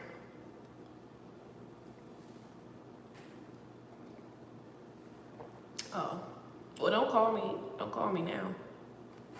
Just text me when you're ready. Text me when you're ready. Or I can just do it for you.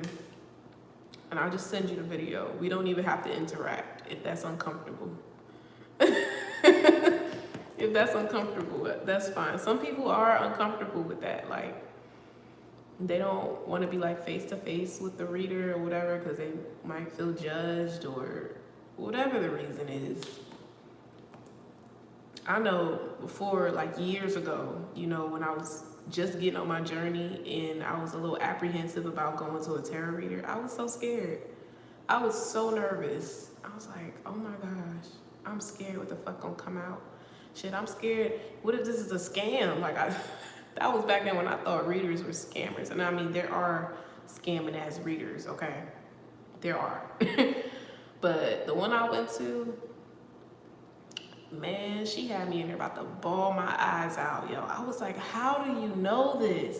How do you know? Like, let me tell y'all about my reader experience. My very first time getting a reading ever, right?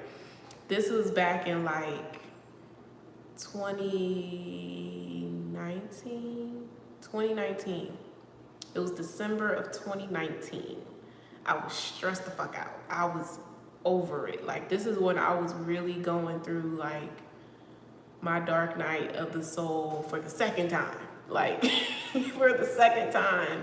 And this was when I didn't know anything about tarot, none of that. I was very emotional and just going through a lot of depression. I was really down, but I was working my ass off. Like, I wasn't making time for myself. I wasn't loving on myself. I wasn't happy in my relationship. I was completely detached from my family. Like, just nothing was going the way that I wanted it to. And I was so confused. And honestly, I was angry with God. This is when I was so angry with God because I was in so much pain and I didn't know why.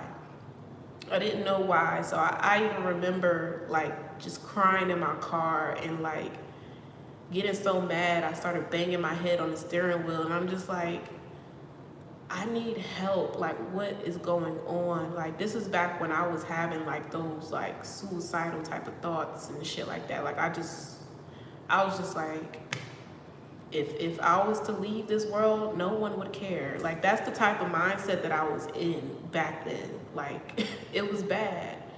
So I actually had an old coworker who we're still good friends to this day, but you know, those friends who you don't talk to all the time, but every time you talk again, it's like you pick up where you left off. So I have a really, really good work friend that I made years ago, and she briefly brought up the idea of going to a psychic. She's an Aquarius, so she does like spontaneous shit like that. Like, she like, ooh, tarot reader, okay, let's go. You know what I'm saying? So, and the Aquarius in me was like, So I thought about that. Like, it just came to the surface of my mind. After I finished banging my head on the fucking steering wheel, it came to the surface of my mind after crying out to God. And I'm like, I need a sense of direction. So I ended up Googling a reader, and for some reason, the name like pulled me in. Like, I think her name was like Marianne or like Samantha. Her name was Samantha, but the name Mary Ann pulled me in. And I still think to this day that I have an ancestor who guides me that's Mary Ann or Sarah Ann. So, you know, I got her information, whatever. I had to go to her house. Now, I'm already like, I don't like people, you know, let alone being in a stranger's fucking house. You know what I'm saying? I thought it was going to be like a shop, like a, you know, a store or whatever. You know, I've been more comfortable in that type of position, but she had me go to her house. I probably sat in my car longer than I should have before going into that reading. But went inside. She was a really, really lovely lady. I think she was Greek.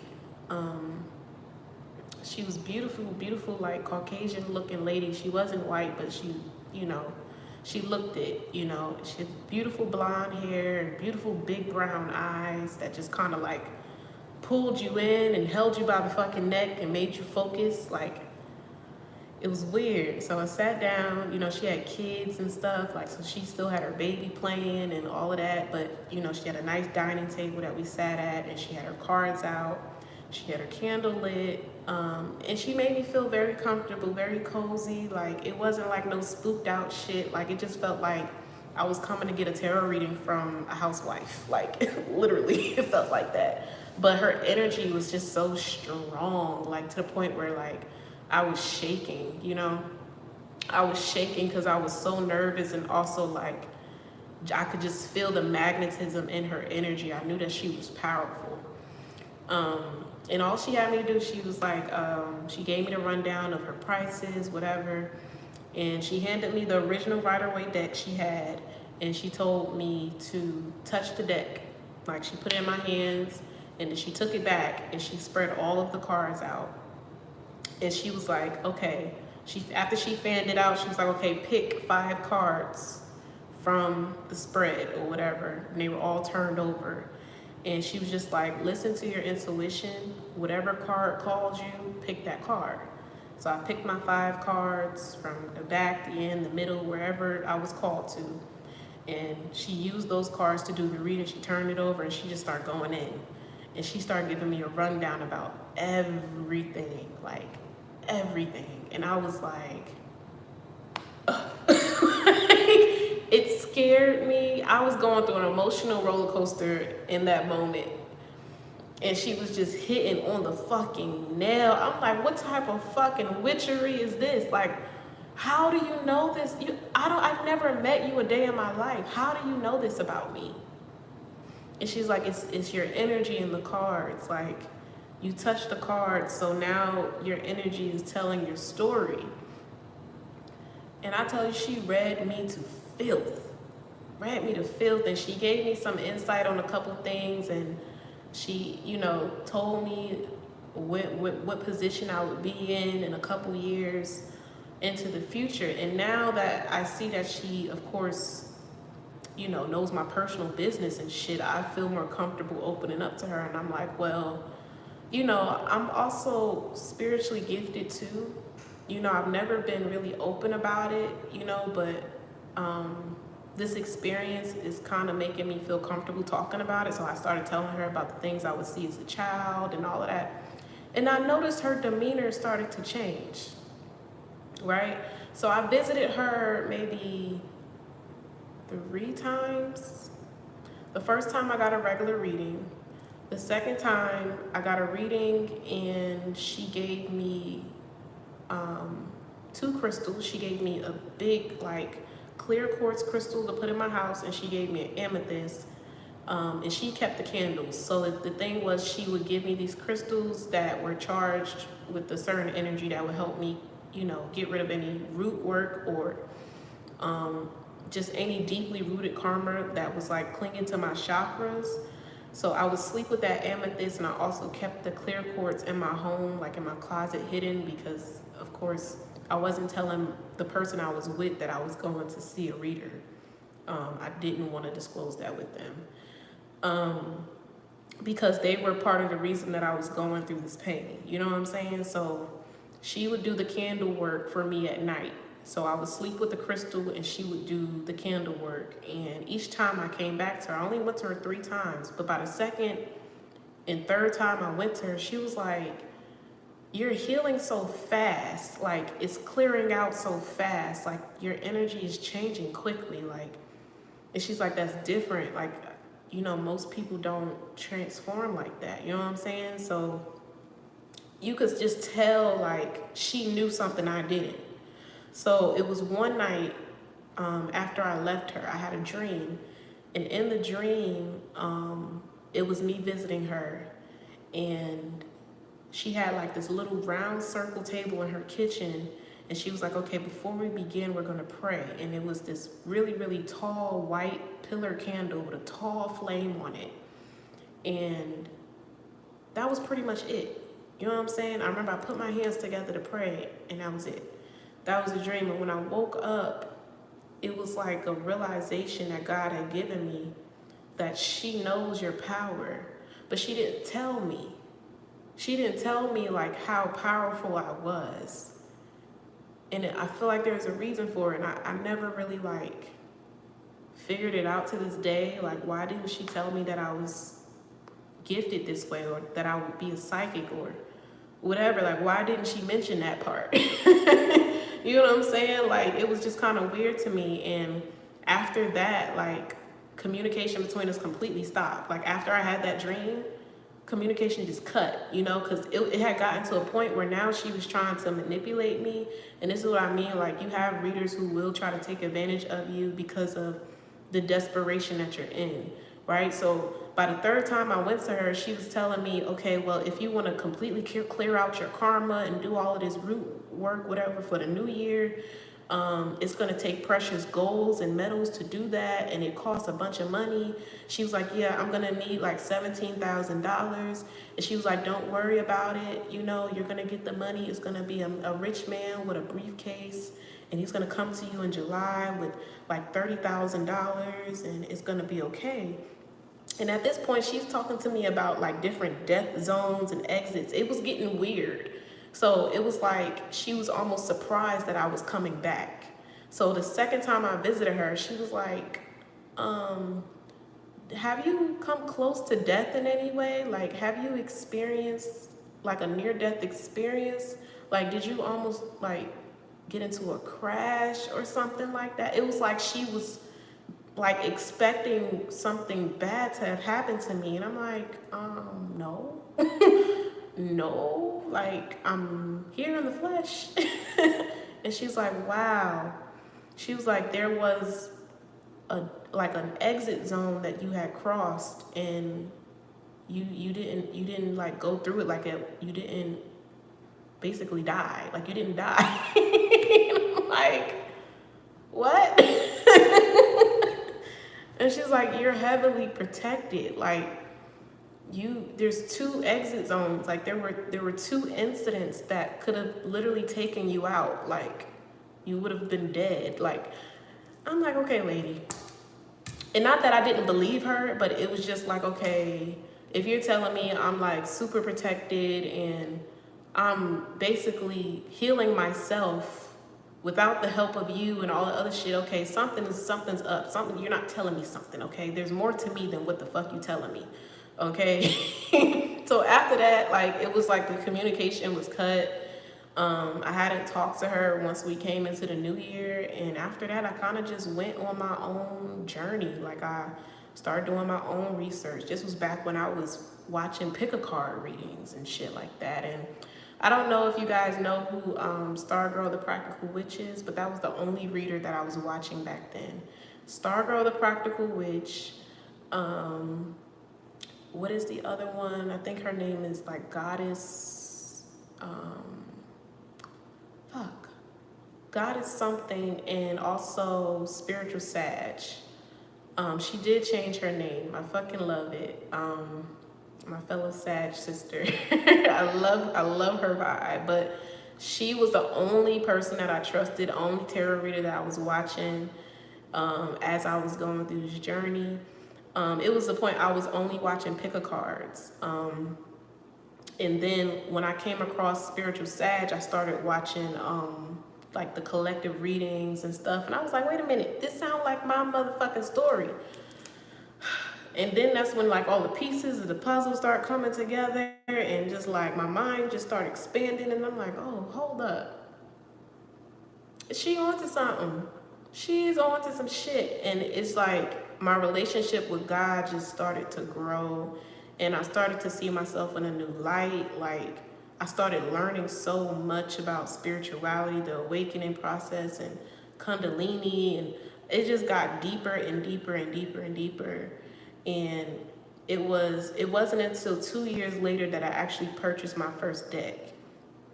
And it was something that was just a thought, you know. And at that time, I had met one of my soulmates, one of my best friends to this day. And I didn't know that she was into tarot, that she had a deck of her own. So it was like kind of perfect timing, because I had ordered the Rider-Waite deck and I sent her a picture of it. And she was like, I have the same deck. And she sent me a picture of it. And I was like, what? So from there, me and my best friend were doing readings on each other. Like, we would be on FaceTime and we would be practicing. And my best friend would she's like, you're really good at this. Like, you're actually hitting on some shit. Like, you're really good, Kalia. And I'm like, no, like, I didn't have any confidence. I was just like, what? No, like, it's just a coincidence that, you know, I picked that up. And this is still very fresh, very new. So at this point, I don't know too much about my best friend. We're still getting to know each other. Like, we had just like met and like went out a couple times to have drinks. Like, so I don't know anything about her family or personal life. We haven't gotten that deep, you know? And I don't have that many like female friends. So for us to connect on something mutual like this, like, it really helped us deepen our bond. So we would do like these little practice FaceTime calls, and we would read each other and confirm different things. So it was a time where I was learning tarot, and I realized that I didn't need the definitions. I didn't need a book. I didn't need anything but just my intuition to read the cards, you know? So I was shocking myself. I'm like, oh my gosh, I was right. I was right. And she's like, yeah, like, you're really gifted. And then it went from there. So I was like, all right, God. Because now this is where the struggle came in, because I'm like, there's more to this than just these cards, right? And now this is the point where I'm struggling with my faith. Not my faith, but the religion that I was in. I was raised diehard Christian, right? So I was still walking on eggshells about me even having a tarot deck or being able to do what I do. And I'm at a point now, I'm like, all right, if this is gonna condemn me to hell, then why would you give me this gift? Why is this so effortless for me? You know what I'm saying? Like, I don't get it. So I started to question God, and I started to do more research. And then I find myself, this is when I started studying so much. So I was at the bookstore every week, buying a new book, like on different shit, like that big ass box of books that I did in that live, and I was showing y'all the different books. I was studying like astrology, numerology, herbs, holistic magic, energy magic. Like, I was just studying so much shit, metaphysics and all types of ancestry, like what are spirit guides and angels and what do these numbers mean? And I was studying the zodiac signs, the planetary systems, the times of the year, anything you could think of. Like, I had a book for it, you know what I'm saying? Like, and my mind just started to expand more and more and more. And I actually ended up getting to a point where I was like, okay, God, I want a mentor. I want somebody who's been on the same journey as me, that can kind of guide me, just hold my hand just temporarily to kind of jumpstart this spiritual journey for me, because I don't really know what I'm doing, but I'm trying to learn as much as I can. And believe it or not, the week later, I went to the same bookstore and I ran into this lady, and she was a witch, like powerful, like, man, she was strong. And she said that I was strong. And we started to talk, and we realized that our upbringing, our childhoods were very similar. And she looked at me and she was like, girl, wait till you get my age. She was like, what? You gonna be a fucking beast. Like, it was just, we connected like that. So she started to teach me certain things. So she taught me how to manifest with candles and stuff. Not so much candle magic, but she taught me how to cleanse my own karma with intention. So She taught me how to connect with Archangel Michael. She taught me how to set up an altar for my ancestors and spirit guides and the angels. She taught me like how to do like candle work and spiritual baths, goddess baths, to like cleanse your energy and stuff like that. And she gave me clear instructions. She even told me certain like health, like risk and issues with my body and stuff like that. She told me that I had PMDD. You know, I didn't know that I was suffering from that, from being on birth control for 6+ years and it damaging my hormones. She told me that. She told me what teas and herbs and foods to eat to heal that within myself. Like, she was so powerful. You know, like, she could just see way beyond the veil. You didn't have to be in the same room with her for her to know what the fuck was going on. Like, she was sharp, yo. She was fucking sharp, you know. And she told me, she was like, the older you get, the stronger you're gonna get. You know, just wait. You know what I'm saying? So she was kind of giving me a lot of direction. And she gave me clear instructions on how to like begin to clear my karma or address certain like shit that was burdensome on me. All of that root work that reader told me about. You know, my chakras being locked up and closed up and my heart chakra being closed. And all. This mentor came in, she taught me how to cleanse that. And she was like, take a spiritual bath. She told me what herbs to use. She told me to go to spiritual shop and get certain things. She taught me about Florida water and incense and sage and palo.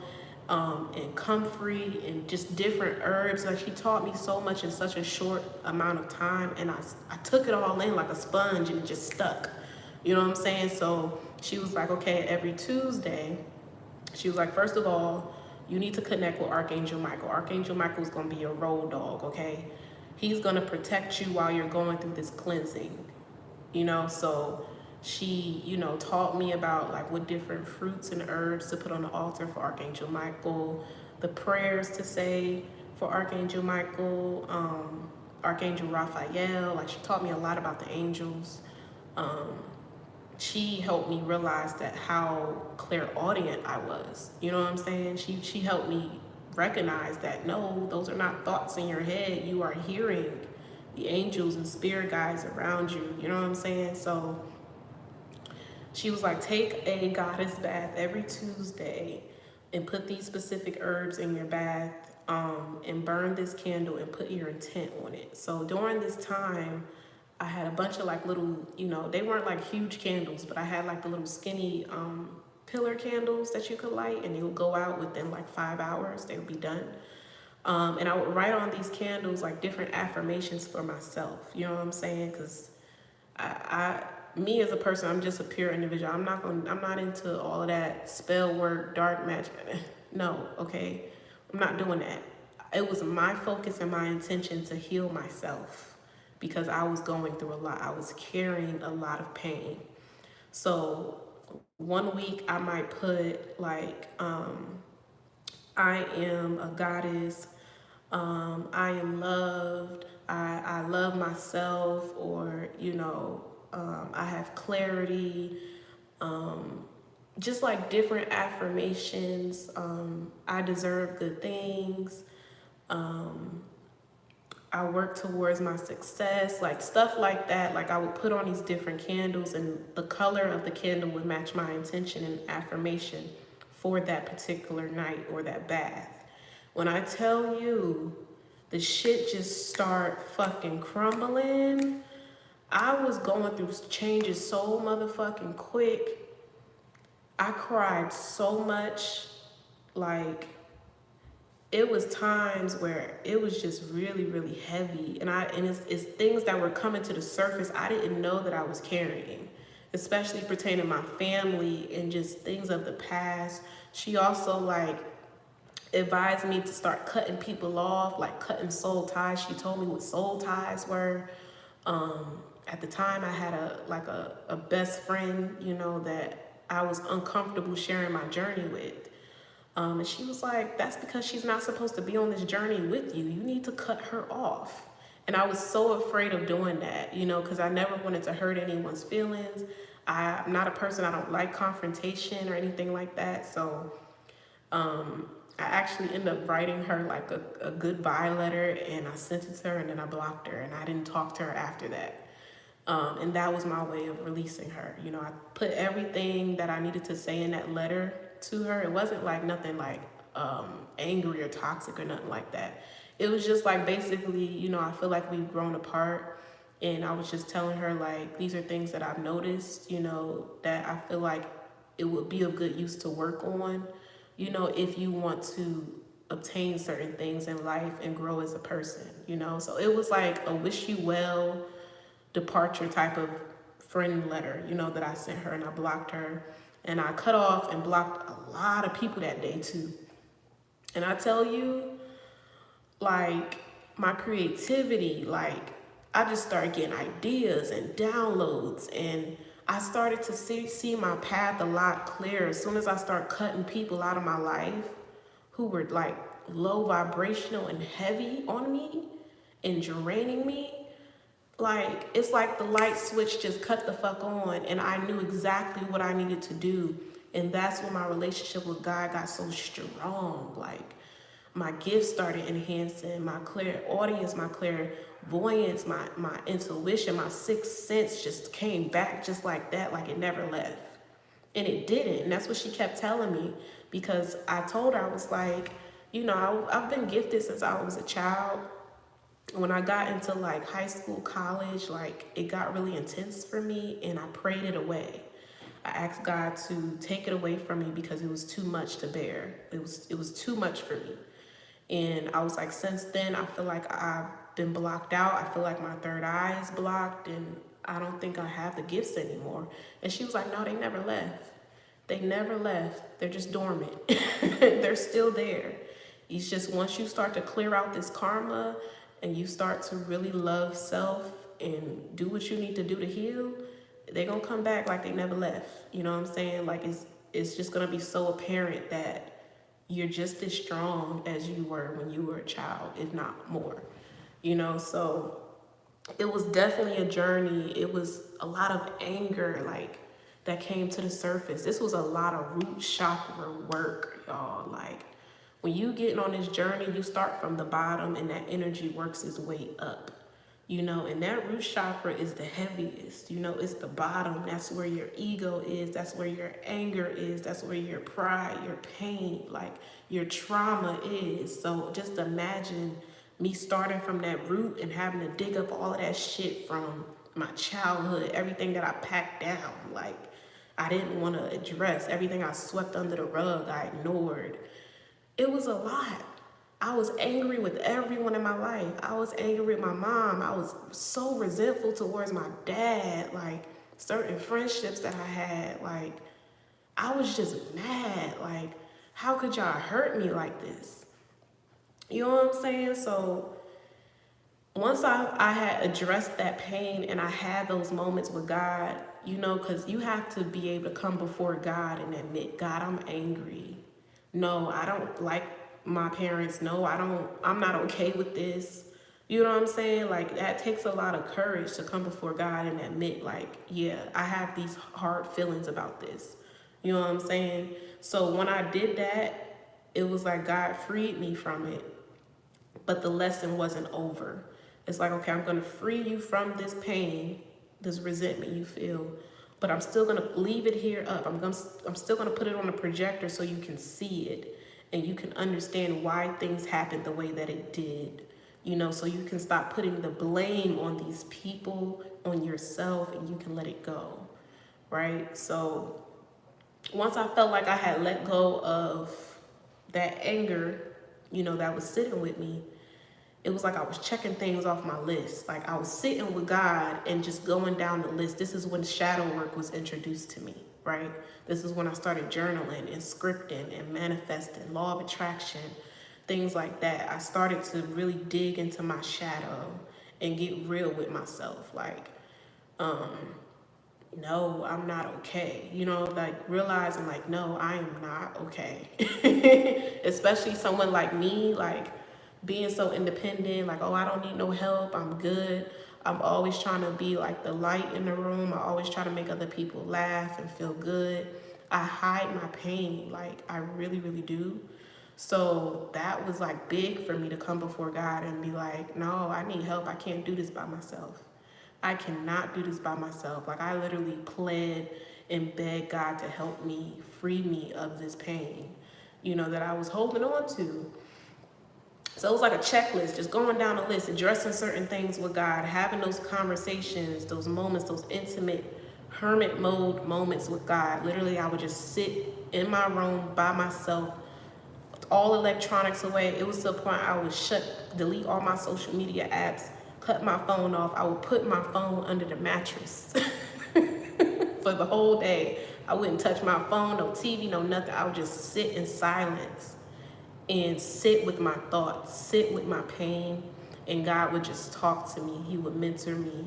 You know what I'm saying? He would walk me through like my healing and dealing with it. You know what I'm saying? So a lot of people are scared to do that, scared to be alone, scared to sit with it, like, and acknowledge their pain or acknowledge their faults. But that's a part of the journey. You can't avoid that. You cannot avoid it. You know what I'm saying? And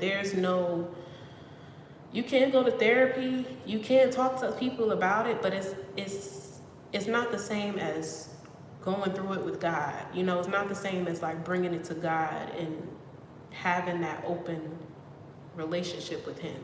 You know what I'm saying? Like, so when I started to do that, there were certain things that were still lingering, and I felt really good. I felt so good.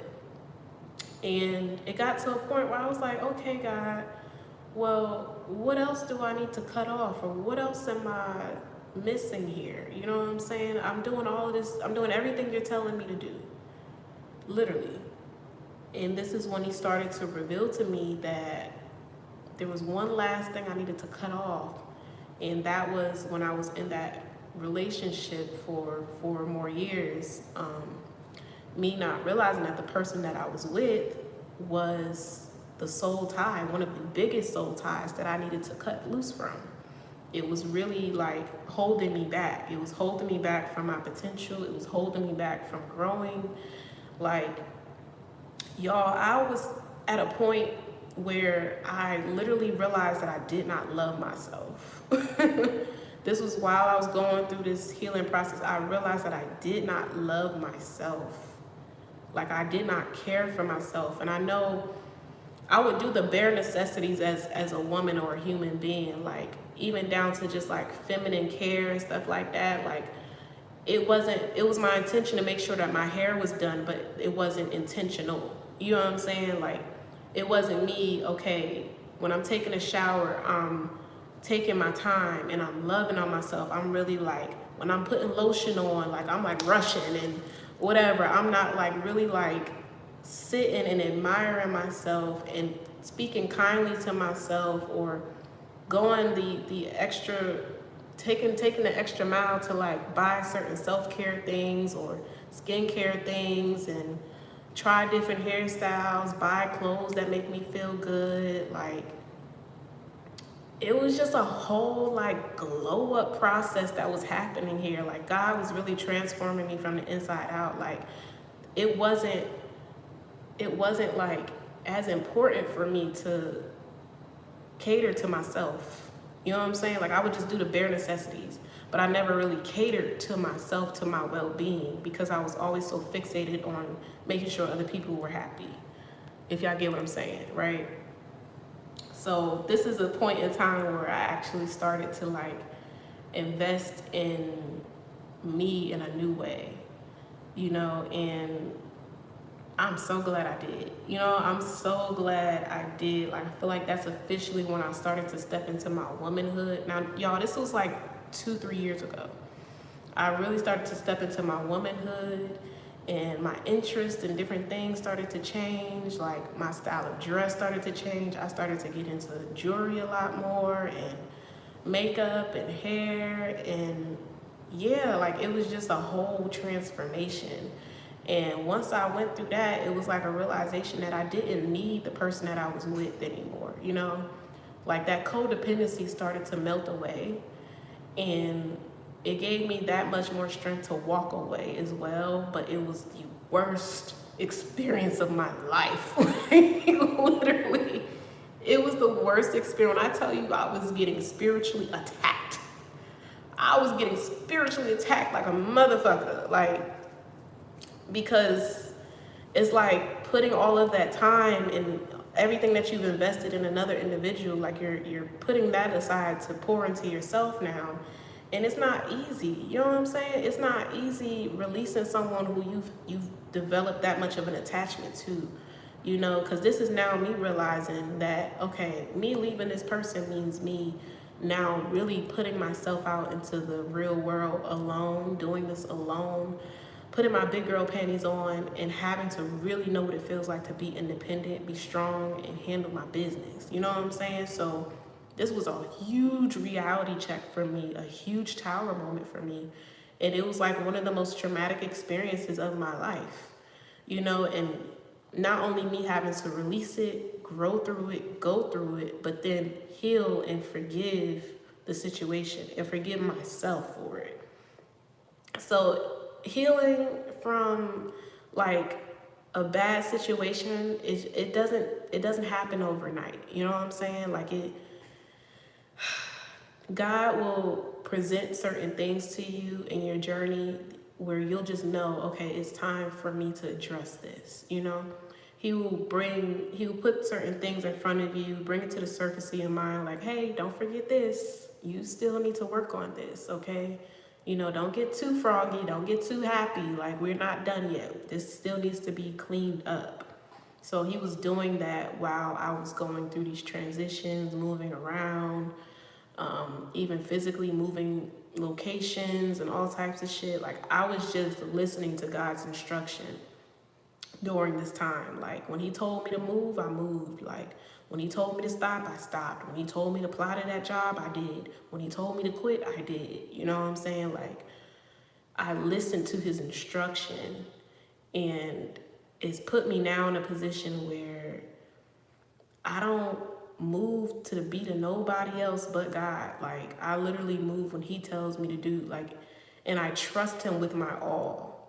He's proven to me so many times. I've had to jump off the cliff so many times, not knowing whether I was going to land safely or not.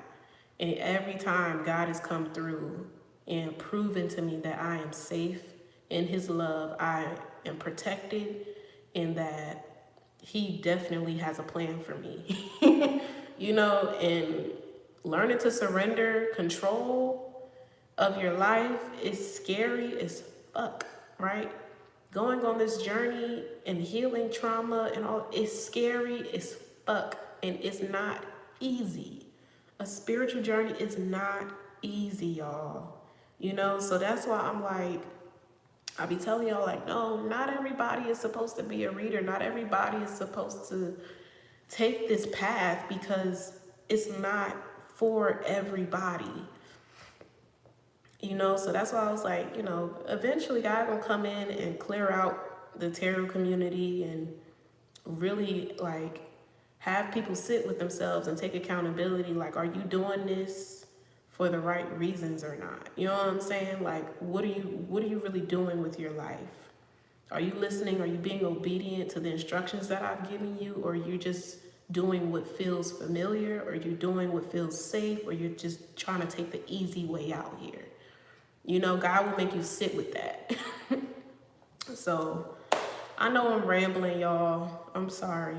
But y'all wanted to know how I got into tarot or whatever. Fast forward, right? This is over the course of 3 years. This has happened. Now, my journey began back in 2016 when I really like got on the journey, but I started reading cards 3 years ago. And I skipped past a really crucial part, actually. So remember I was telling you that I was practicing the cards with my best friend? God had led me to sign up for this tarot community. It was called Biddy Tarot Community, BIDDY. So it's a website, and it's a group that you can join. It has beginner readers, it has intermediate readers, it has like readers who are like OGs and they've been doing this for years. You create like a little profile, and basically you can do readings for people, you know, like they could be anonymous people whatever. It's completely free, and it's basically a community, a group that allows you to practice your readings if you're not confident in doing your readings yet, if you still have a little anxiety about it, if you're still like learning to trust your intuition. So I had been doing that for some months after I had gotten like my first couple decks of cards, because I was like, all right, God, if this is like really what I'm supposed to be doing, then prove it to me. Prove it to me that I'm really legit. So I was doing that, and all of these different strangers were coming and getting readings from me, and they were leaving like these 5-star reviews and these long drawn out paragraphs of emotion, like, oh my gosh, thank you, like you're really, really gifted and tapped in, like this is scary. And I was like, what? Like I would be so surprised, but also so grateful. I'm like, wow, I'm helping people like this. Like they don't even know me. I don't know them. And somehow my words, and at that time I was only doing audio readings. So I would record the audio and I would send it to them. And most of my clients would be like, for one, your voice is so soothing. I feel like just listening to you just took all of my stress away. And they would say that all the time. Like, it's something about your energy. I don't even know what you look like. I don't know where you're from, who you are really. I just came here to get some guidance, but you gave me more than that. Like I left here with way more than what I intended to come in with, you know? So that was very eye-opening for me, and I realized it wasn't about the cards. It was like, I really have a passion for helping people, you know? And this is me. This is where I'm at. This is where I feel complete, you know? When I can make that type of emotional connection with someone and really like change the whole trajectory of their day just with the sound of my voice. What? What, God? Really? So yeah, so that's how we're here now, you know? Now, as far as the YouTube channel thing, it had taken me about 6 months to start my channel. So I started my channel back in April 2021, I think. April 2021. But I had already been doing readings like for my best friend, for my mom, for her friends, just, you know, strangers. I was in on a little program or whatever. So I had been practicing for a good while before I actually started the channel. And when I started the channel, I was so excited. I had my little setup. I had went and got my little tablecloth. I had specifically, like I took my desk out of my office and I put it in my bedroom. I had my little crystals on a setup. I had my candle. I had my little, you know, Archangel Michael altar. I was geeked. I was like, yes, we started this motherfucking channel up. But I wasn't confident enough to like show my face or anything like that because I was still kind of scared about it. So I was just, you know, in the videos, you could just see the cards in my hands. If you guys go all the way back, and the thing is, that's not even where it begins. I think I've told you guys this before, but I've deleted over 50 videos that I've done back then. Like, I was going in. When I started my channel, I was going in, you know, and I feel like that's why it grew so quickly in the very beginning. Like, literally, by my 3rd video, I had gained like 500 followers overnight. And it freaked me out so bad, but it was like one of the biggest confirmations God had given me, like, yeah, girl, this is real. This is exactly where you belong. So let me check my phone. Make sure, okay. Maybe I should just plug it up right now. Are y'all, or y'all just listening? Am I talking to myself? Can I get an eye? Can I get an agreement somewhere? Somebody in here? This video will go up.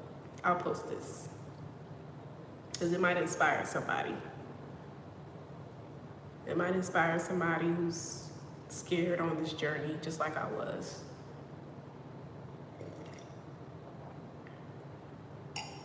Are y'all in here? What's going on? Where y'all at? Somebody say something. Okay. I'm like, okay, hey Beatrice. I was just making sure. But yeah, y'all. So there was, after that, right, there was like a big gap where I had taken a complete break from my channel. I had probably been off of my channel for about 4 months, I think. But that's because I was in the process of moving. I was going through a separation in my relationship. I was doing a lot of healing, and God was just doing so much work on me at that point in time. Oh, thank you, Beatrice. So I had taken a complete break from my channel for about, probably longer than that, probably almost like 6 months. I hadn't been on my channel, but my followers didn't change. Like, they still stood there. I was probably at about 700 followers or something like that. Like, and they didn't change in the time that I was gone. So when I came back, it's like everything kind of just picked up where it left off. But at this time, I was doing like twin flame readings and different shit like that. I was doing zodiac sign readings. I was doing unsolved mystery readings, like crime cases and stuff like that. That's when I was doing the hidden in plain sight readings, those type of readings.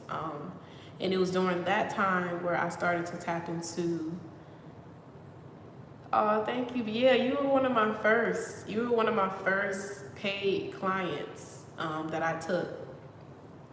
So you OG for real. Yeah, so and honestly, that was really when my confidence really like skyrocketed, when I started to take paid clients and I actually started to charge for my readings. And even then I was like so scared. I'm like, oh my gosh, is anybody gonna pay for this? Like, are they really gonna, invest in me, like, and trust me with this? Like, and before you know it, like I had a little clientele, like, and I had like repeated customers, like, and it was maybe only about 5 or 6 people, but they kept coming back, and I was like, oh yes, yes, so it was giving me some confidence. So Beatrice, you were definitely a part of that group. So thank you for being an OG supporter, as always. Love you so much. Yeah, so at that point, I was still doing my readings any way that I could, and then what happened? I moved. So now this is 2022. Were we in 2022 yet? I moved in June. I moved in July. So no, I hadn't done any live videos yet. I didn't come on YouTube live for the first time until maybe August of 2022, last year. So I had moved to Texas, took the leap of faith, jumped off the motherfucking porch, moved to Texas. I knew that I needed to be alone, like the idea of having like a roommate and stuff, that crossed my mind. But I was like, I've never been in a space by myself. Like, I don't know what it feels like to live alone. Like, I've always had apartments. I've always had a place to live, but I always had a roommate, or like I said, I was in a long-term relationship. So I never experienced that type of freedom. And I'm just like, damn, imagine what I can do when I have my own space. There's no judgment. There's no critics. There's nobody like I have to worry about noise control or what times and hours a day I'm recording, anything like that. So I was looking at it like a win, like, oh my gosh, like when I get my own place, I could really like grow my channel and be free and really find myself and be my authentic self with no judgment, none of that. So I knew that a lot of growth was going to come from me living alone. And it did, like, quickly, very, very quickly. So by August,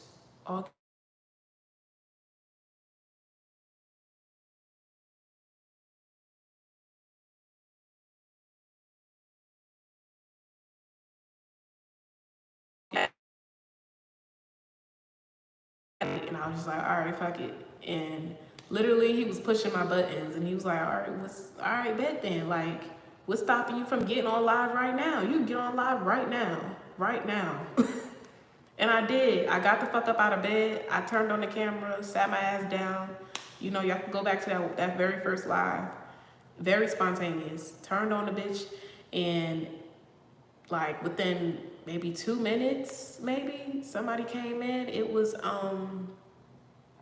what's her name? Oh, I forgot her name, but she's an OG too. But she came in and she was like, "Hey, hi," and I was like, "Oh my gosh, hi." Somebody was talking to me. What? I didn't think anybody was gonna join my live, and it just was so natural from there. Like, you know, more people started to join. Beatrice, you joined, and I was like, "Wait a minute, Beatrice." And I'm like, "Oh my gosh, I did your reading." I'm like, "Yes, you were like one of my first clients." So it just naturally just started to build and grow, and like I got so comfortable with it, you know, and it was just effortless. Like I was on live with y'all for hours, like literally.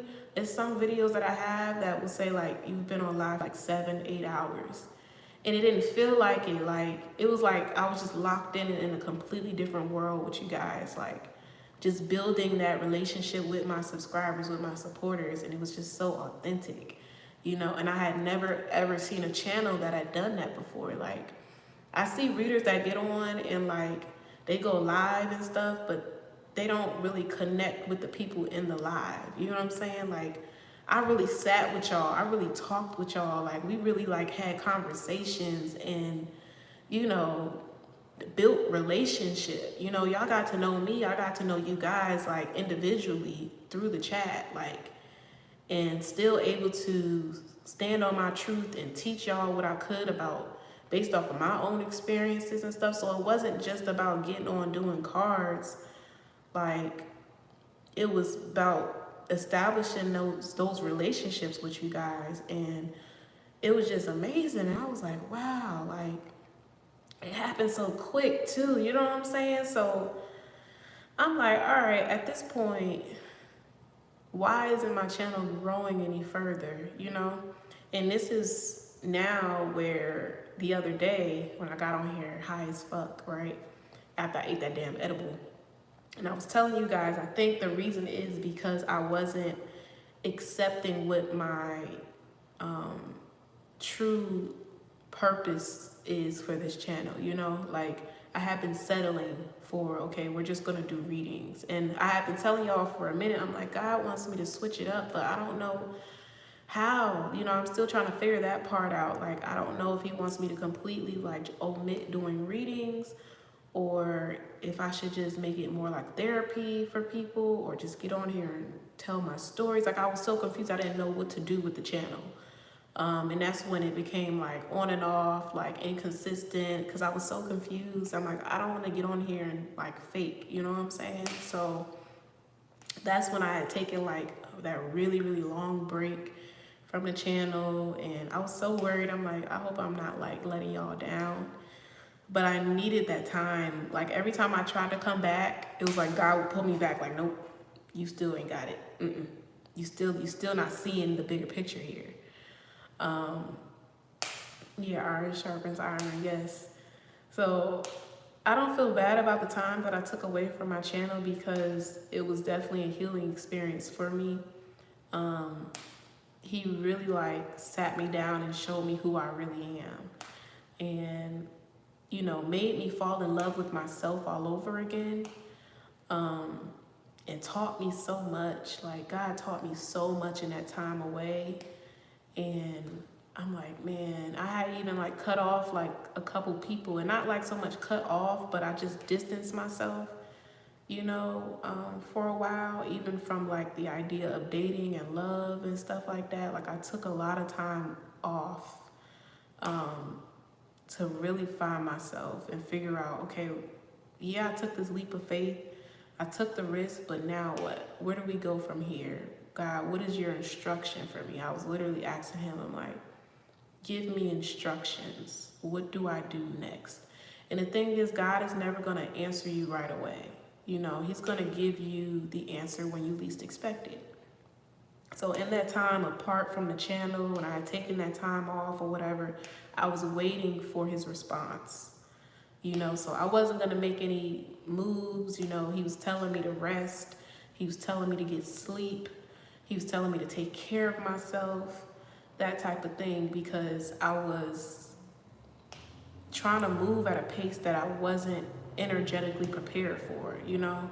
So he was slowing me down so I could build my strength back up, and so I could gain clarity on the purpose of this channel and my purpose just in all aspects of my life, like the role that I play with my family and love and my friendships and stuff. Like, I got clear on that, you know? I had to be still. Yeah, I had to be still and wait for his response, wait for his instruction, you know? So I couldn't make no drastic moves, not even with my channel, no matter how much I wanted to get back on here and like talk to you guys or whatever. It would have been too much of a distraction for me. And the fact that I was going through some other shit, dating this dang one, that's a whole nother story. But even that was a lesson in itself. Like, so much happened in that time, in that like short 2 or 3 weeks that I was like missing in action on the channel. And I remember putting on the community board like, hey y'all, like I'll be back soon. Like, God is just working on me right now. Like, for real, he going in. Like, so be patient, I'm gonna be back. Cause I felt so bad and I missed you guys so much. But yeah, that other night I got high as fuck. I know that's a whole nother live. That's a whole nother conversation. That's a whole nother conversation, yo. That was some shit. I was like, oh my gosh. Literally, I was like, please make it in, God. Please, like, please. Like, I have a whole audio of me begging him to like, please just stop. I was over it. I'm like, never again am I dealing with somebody like this, ever in life. Ever in life. That's a whole nother story time, y'all. But yeah, when I had that edible, it was just like my fucking consciousness was bust wide the fuck open. And the issue with me, I'm about to put my phone on the charger, but the issue with me is I always had this thing about hiding how like intelligent and how gifted that I really am, because I thought that it would scare people away. Hold on, let me set y'all back up. Okay, hold on. Oh, no, don't die, don't die.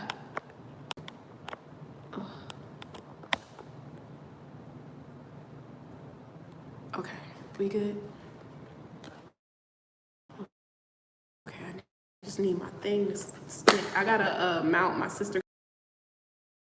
It's like a little suction cup, so it sticks to whatever. I'm so happy she got it for me. If you're watching, thank you. Literally stick it anywhere. But I had this thing where I was so afraid of just being honest about my gift, and you know what? I was just talking good things about this fucking mount. I think it's the wrong surface. Hold on, let me see. I'm gonna use this box. It's plastic. Hold on, y'all. We gonna get it right. Okay, we good now. Okay, we good. Okay, yeah, so I used to be so like afraid to like just be me, you know what I'm saying? And sometimes, like I said, I'm a vessel, you know, so God speaks through me a lot, especially when I meet new people and stuff. So even in school, like when I was in high school, middle school, like growing up in school, like I would dumb myself down or like dim my own light to like blend in, because I knew how fucking intelligent I was. I knew how gifted I was. And I never, oh my gosh. Hold on. This message must be for somebody. It must be. Hold on. Are we good? Okay. I think I'm gonna just put something behind it. Hold on. We about to get into it, y'all, because I feel like what I'm getting ready to say is for somebody that's coming in. But yeah, basically don't dim your light or dumb yourself down just because other people are not on your level or not on your vibration. And it's not even like in a cocky way or like a self-centered kind of way. It's not like that. It's just, if this is your gift and this is what you are supposed to be doing, it's only gonna hurt you more to try to hide that, you know. And I did that for so long, and that's why I was carrying so much resentment and pain, because I never felt safe to be myself. I never felt safe with anyone in my life. I never trusted anyone in my life, you know, with the deeper parts of myself. And I'm such a complex person, and I'm so deep, you know. It's like you could spend a lifetime trying to get to know me, you know what I'm saying? And I feel like a lot of people looked at me like a mystery, or looked at me weird or whatever, because they couldn't figure me out. Or, you know, when those little moments would come out where, you know, I was being a little geeky and nerdy and like would just say some like off the wall, like brainiac shit, they'd be like, what are you talking about? What the fuck? You know, so I always felt like I was judged for being like wiser or like more advanced than the people that I grew up with. So I found myself dumbing myself down or pretending to be dumb just to fit in. Literally, like I would play like I was a fucking ditz. Literally, I would play like a ditzy fucking girl in school just so that I could blend in, you know. But it was still one of the things, like I still did very good in school. Like I was like 4th in my class graduating. It wasn't like my intention to be like valedictorian or like salutatorian or whatever like that. Like I didn't care for that, but my grades were just that good to where, you know, I was in the top 5 pretty much graduating. And I had played it off so well throughout my high school career to where when I got to the end of it and we were all graduating and getting our scholarships and shit like that, it shocked people. It really did. I was like, yeah, bitch, I've been doing my work. You know what I'm saying? Like, I was getting straight A's every semester. Like, I was in freaking high honor society programs and I was doing my thing, but I was still able to like go out and party with them and act a certain way and rebel and smoke in fucking supermarket parking lots and drink. And I was still doing my rebel shit, still enjoying my youth, still like, you know, kind of being a part of the in crowd, I guess you could say. But it was like I was living a double life because I knew deep down inside, like, yeah, I'm way advanced. I'm way more advanced than you motherfuckers. Like, and it's not something that I'm proud of. It's just, it's who I am. It's like, I was born this way. Literally, I was born this way. Like, some people here are naturally tapped into the Akashic, or like I said, I've always been super intuitive. So I've always been very empathic and sensitive to energy. And I would know things before they happened, or I would have these little visions. I could be sitting in a classroom and I'm trying to focus on what the teacher is saying, the instruction, but I'm having a million different visions in my third eye and foreseeing different shit. At the time, I didn't know that's what it was. I just thought that I had a severe daydreaming problem. I thought I was just like, I thought I had like a focusing problem or something. Like I couldn't focus because like I was seeing images and I didn't know that my third eye was open even back then. You know what I'm saying? Like, I just thought I had an issue, you know? So I was like, okay, well, I guess I got an issue. I might as well play dumb and ditzy and stupid and yeah, you know? So it was like a time back then where it was almost cool to be stupid. And I can't believe I fell for that shit. I fell for that shit. It was like in school, it was almost like celebrated if you got F's and D's and C's and you were like a cute girl or whatever. And I'm like, no, I want to be a bad bitch and a smart. Like, I want to be a smart girl and a bad bitch. Like, I can still get straight A's and be cute. Okay? And that's what shocked people, you know, because I went through like a massive glow up in school too. Like my first 2 years, I was like such a dork, and I still am. I still am a kid, that dorkish kid at heart. But of course, physically, my appearance started to change. Like I started losing weight, you know, I started to get into girlier things, started dressing different, my hair. I was into sports, you know, I was on the volleyball team, I was on the softball team. Like You know, I was into different events and going to different parties and stuff. So now, like, my name is becoming known, my face is becoming familiar. I felt like I could finally enjoy my high school career now because, you know, they fell for the gag. They fell for the gag, you know what I'm saying? Like, now I felt like I was a part of something. And that had been something that I got used to. So I carried this mask all the way into college. And it really tore my ass up. It came back to bite me when I got to college and I got around all these different people and energies and spirits. And that's when, like, my real awakening was activated because I was getting spiritually attacked on the campus that I was attending. So all my third eye had bust wide the fuck open, especially when I had met the person that I was in that relationship with. When you meet high-level soulmates like that, it activates you. You know what I'm saying? It activates certain gifts, and it will literally put you on your awakening path. And that's what happened. It was like I met him and everything just changed. You know what I'm saying? Like, I bust wide the fuck open. So everything that I thought I had wished away, prayed away, whatever, it came right back, and it came back with a vengeance. Like, it was, oh, excuse me. It was like the scariest time of my life. Like, spiritually, it was like I would see the scariest shit ever. Like, demonic shit, all types of shit. Like, I didn't know how to protect myself back then, you know? So, and also being on a campus that was old as dirt, like, it was just a lot of paranormal shit going on. So it was then that God was like, you're waking back up. Okay, it's time for you to let the mask go. Okay, because you're getting on this path, on this journey, and you can't go back. You can't go back, Kalia. So that's where it began. That's where it began. So I'm here to tell y'all, like, it's only gonna hurt you in the long run.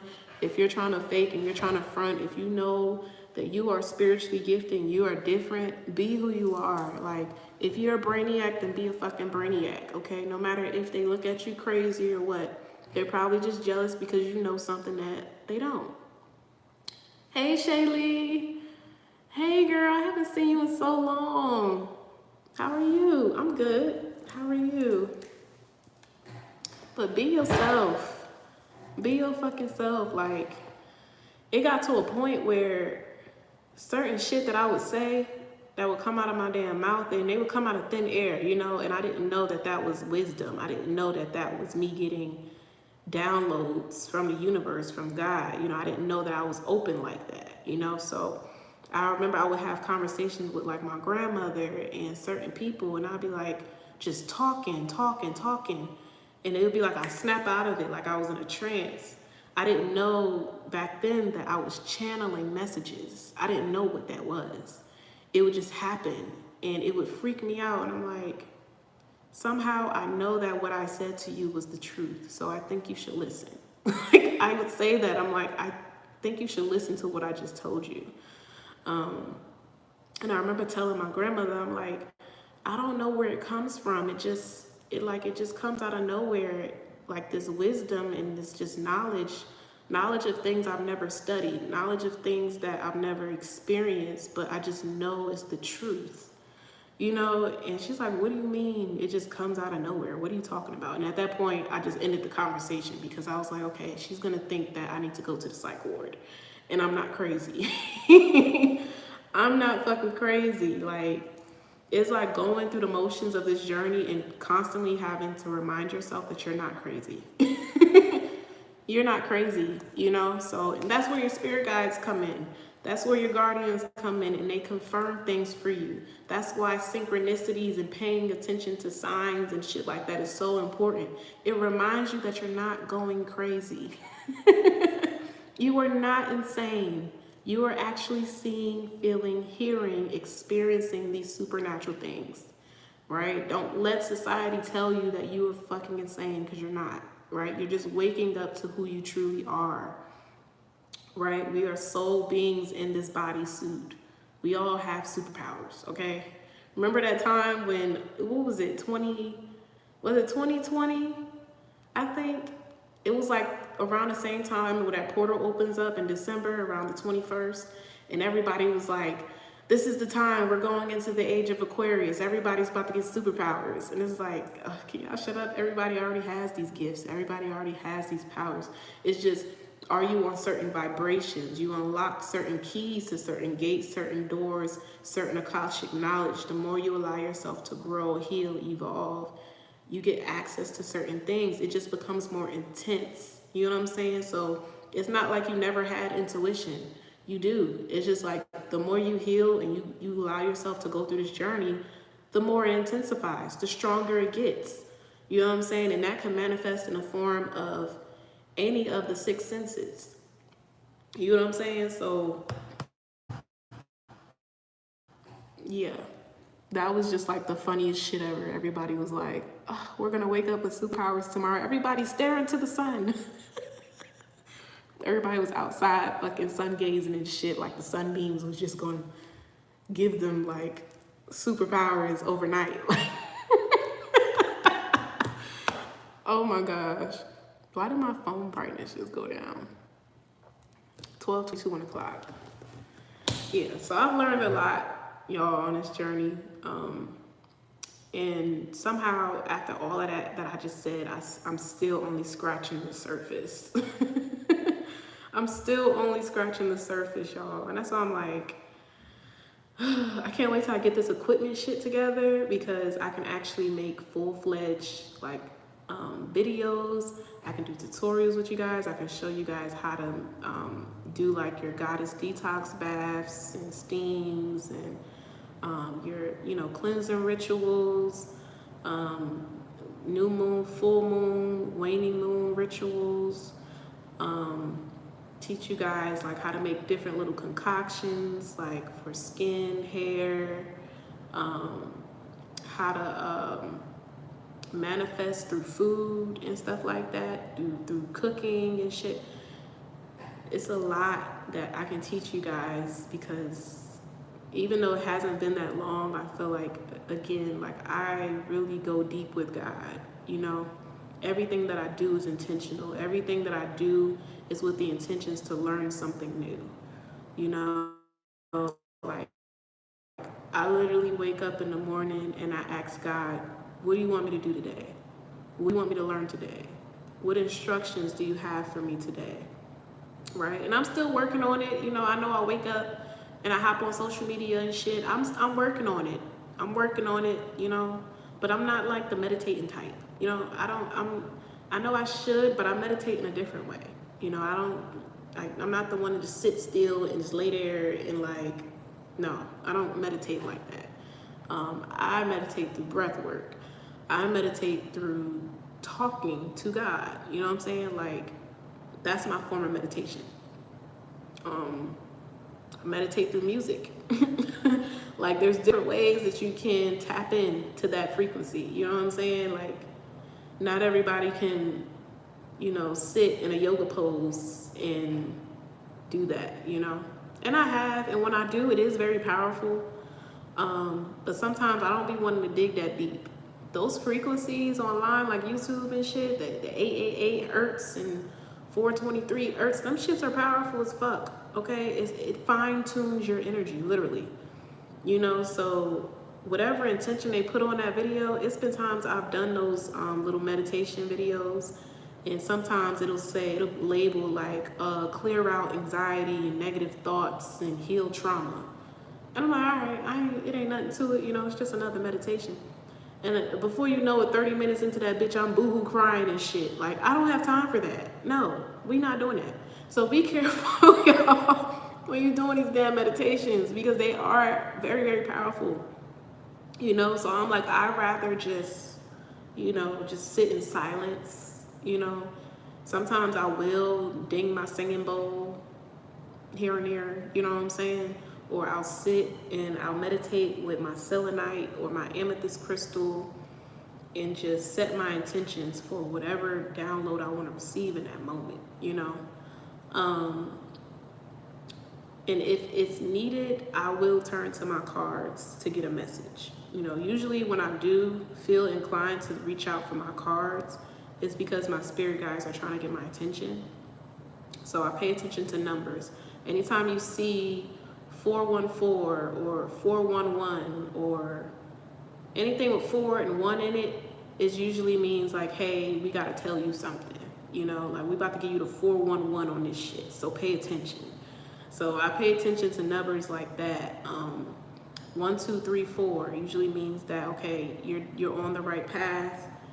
This is confirmation. This is a yes. Okay, keep going type of shit. 5, 5, 5 to me is like brace yourself, bitch. Something getting ready to change. 3, 3, 3 to me is like you need to get real with yourself and make sure that you are grounded in your emotions and the decisions that you're making right now. Also, what I realized, 222. Anytime I see that, or like 1212, it always plays out to where it's like someone is coming in and having a conversation with me, you know, or like an unexpected conversation or some shit. Yeah, I mean, so eventually the more you see numbers and synchronicities and stuff, you'll start to define on your own what they mean to you, depending on, you know, your guides and how they know best to talk to you and, you know, get you to pay attention, you know.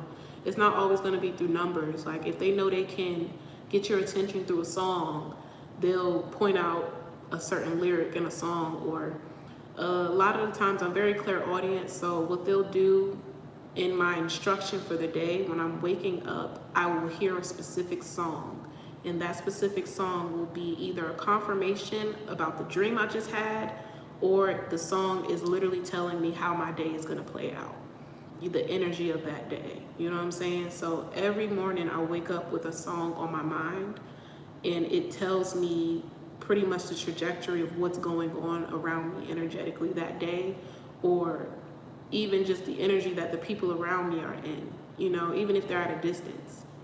So you can just, you know, play along, you know, get to know your spirit guides, get to know your angels, and, you know, the family that you do have around you. 5:33 on the clock. Like get to know them, build a relationship with them. Okay, when you were kids, they used to tell you, oh, you're talking to your imaginary friends. No, they are real. Those are real energies and spirits as kids. Like, and that was me. I had imaginary friends, but they weren't imaginary. Those were really my guardian angels and spirit guides that have been with me all the way since birth, you know. And as a child, you know, you think you just playing and shit, you know, you think you just conjuring up or making up shit. You think you're imagining shit.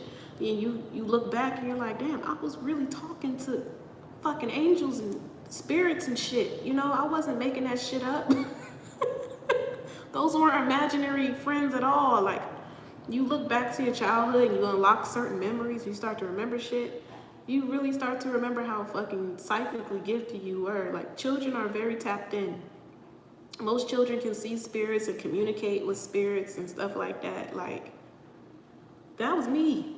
And I look back and I'm like, damn, I've always been this way. I've always been like this. That's crazy. You know? Who knew that I would be on a platform right now talking about it, or, you know, teaching people or sharing my experience or whatever, you know? It's something that I have been ashamed about for so long. It's something that I did for so long. Don't hide, y'all. It's okay.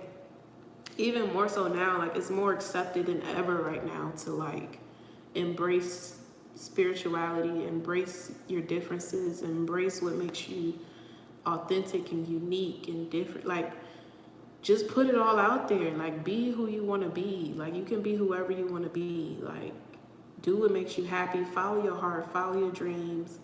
Like, fall in love. Like, experience new things. Jump off the motherfucking porch. Just do it, y'all. Like, what the fuck really do you have to lose? When you really think about it, like, you're hurting yourself more than anything to stay stuck and stagnant in something that you're not happy with, people that you're not happy around, environments that weigh you down, are heavy on you. Like, Just set yourself free. I know it's scary, and for a lot of people it's easier said than done. You have people who are literally afraid of change. And that's something that God revealed to me too. Like, because I found myself having a little bit of resentment towards someone that did not change. Like, they were unmovable, unshakable. And I was just like, why? Like, you can clearly see this is good for you, but you won't do it. Like, you can clearly see this is the cure to all of your problems, and you won't jump off the porch. You won't take that risk. Why? And I didn't understand it. And God explained to me there are individuals who literally have a phobia of change. Like, they fear change, you know, and it's like, damn, give these people some grace. You know what I'm saying? Like, there are individuals who literally cannot do anything for themselves unless they see other people do it. You know, like, there are individuals that change by just sitting and watching other people evolve. You know, and that's the only way that they'll take that first step. You know what I'm saying? It's like, okay, you jump first, you know, and I'll just sit back and watch to see if you're going to drown or not. I'll just sit back and watch to see if you're going to drown or not. And those are the individuals who come off like as haters and shit like that, and people that are preying on your downfall. Those are the individuals that are literally scared to jump off the motherfucker. They scared to jump in the water. They're scared to try something new. They scared of change, you know, and that's something they will never admit to themselves. So they try to chastise you for being different and stepping outside of your comfort zone, doing everything that they want to do but can't bring themselves to do. You know what I'm saying? So that's where that karmic low vibrational energy comes from. You know, so even the people who you know have done you dirty, have spited you, stabbed you in your back, betrayed you, learn to forgive them, because they literally cannot help themselves. They literally cannot help themselves. The actions that they do, how they treat you, how they respond and react to certain things, it is in their DNA, it is in their human nature they are programmed that way. That is a trauma response. That is the type of karma and karmic cycle that they came into this lifetime with. That is something that they have to overcome. Unfortunately, you were in the, you know, you fell victim to their shit. You know what I'm saying? Like, that's unfortunate. But if you are someone who's able to transmute pain into healing, and you're able to just walk in this light and pick yourself back up, even after going through betrayal and pain and stuff, you then become a catalyst for that person's growth. Whether you speak to them again or not, whether you see them again or not, your energy is impressionable. You leave an imprint on people who are afraid of change, right? And then they will start to follow in your footsteps, you know, and actually start to admire your strength and how you're able to just live this life so freely, you know? So, and the thing is, they probably will still never tell you how much you impacted them. They will still never admit to you how much you've truly changed their lives. You know, just by you shining in your light, just by you even just forgiving them and moving forward gracefully, you know? So just why it's just so important to just remain poised, you know, in situations where you feel like your back is against the wall and shit like that, because God is doing double the work, you know, for you. You know what I'm saying? He's working not just on your behalf, but the people who have affected you and put you in this state of mind or in these emotions and things like that. Like, you got to recognize we're still all God's children. You know, he doesn't favor anyone more than the other. It's just he gives rewards where it's due. You know, he gives discipline where it's due. You know, but he loves us all the same. You know what I'm saying? And that's why forgiveness is so important. You know, it's an energetic thing, you know, and also cutting people loose who you know aren't supposed to be on your timeline, aren't supposed to come with you on this journey is important too. You know, recognizing when it's time to let go, you know, so that God can deal with them individually. And it's not always going to be, oh, fuck you, you getting karma and all of this shit about to happen and boom, boom, bang, bang. Whatever. It's not always that. You know, you never know what somebody's going through behind closed doors. Hurt people, you know, but it doesn't make them less deserving of the blessings that God has granted you. You know what I'm saying? It doesn't make them less deserving of love or of prosperity, of abundance, of the good things in life. It's just they have a little more work to do than you do. You know what I'm saying? So give people grace where it's due. Always do right by people. You know, always try to be kind. You know, don't always react. You know, when people try to trigger you, push your buttons, anger you, and shit like that, know what battles to fight. You know what I'm saying? Sometimes God will fight the battles for you. He will handle it for you. You don't even have to address that person. You don't have to confront that person. You don't have to do anything at all because it's not your place to. Sometimes your job is to just show up and be the best person you can be.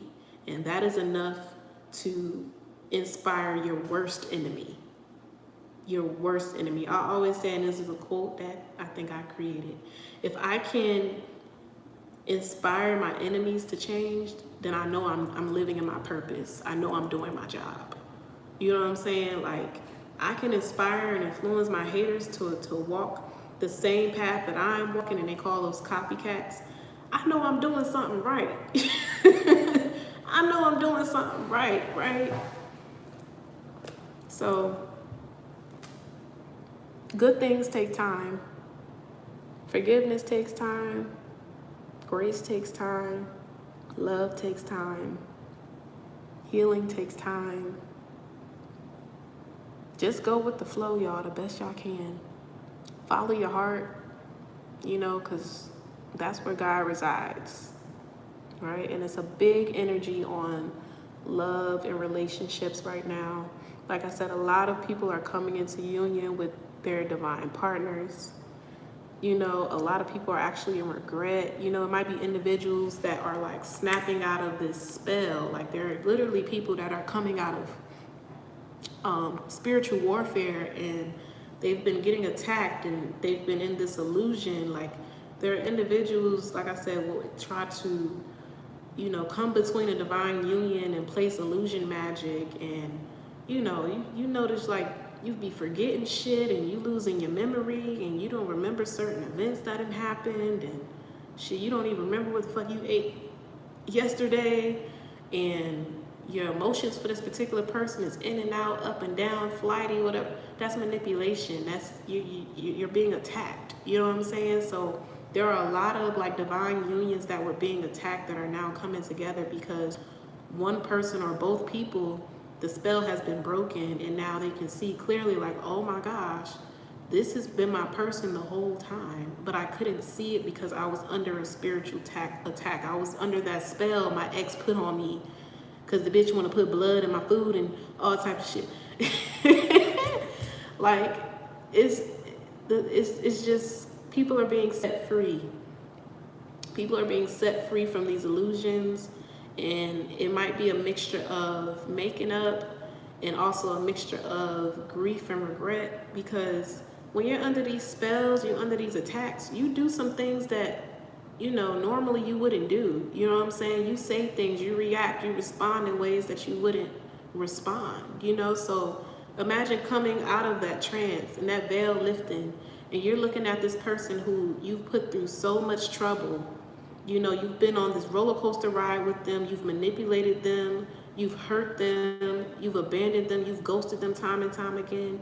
Like, there are individuals in these divine unions that are realizing, like, it's the very person that God had chosen for me that I was attacking, that I looked at as the enemy, that I thought I couldn't trust, and I hurt them in the worst way, right? So now these unions are coming together, and there's these deep loving conversations where it's like, please forgive me. I knew not what I was doing, literally. Like, people are like, the spells are broken. The fight is over. That's why I'm like, these little karmics, you know, it's time for y'all to work on yourselves. Like, stop being so occupied with what somebody else is doing, who they dating, who they fucking. Like, worry about you so that you can finally get the same keys that that person got. so you can finally experience the same love that that person got.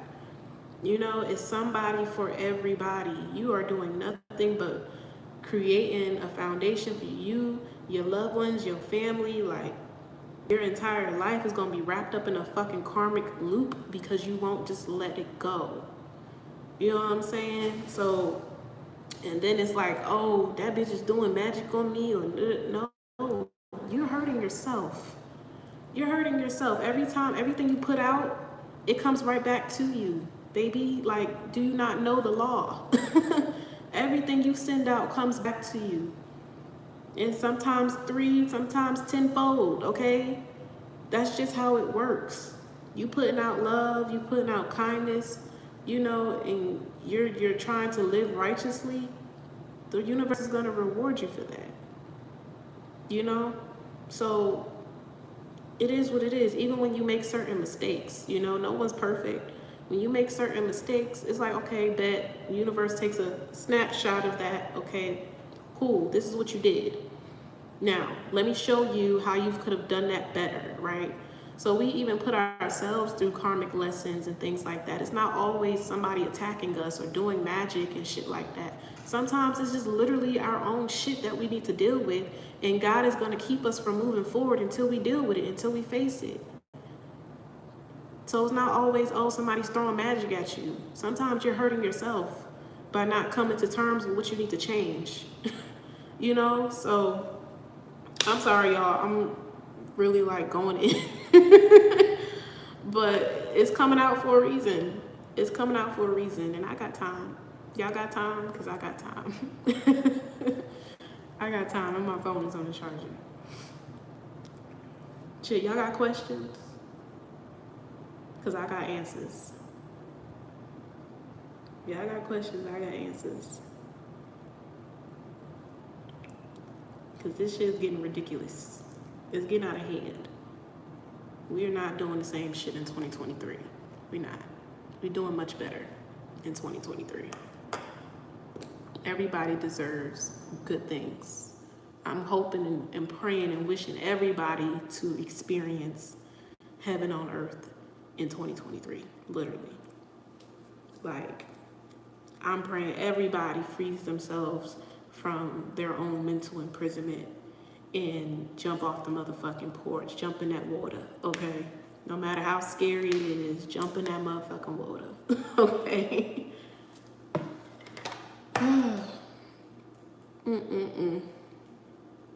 I need a vacation. I need a vacation. What he say? Orange juice and something when we making. Booty all out cooking bacon. That's what I need. I want my booty all out cooking bacon on a vacation somewhere.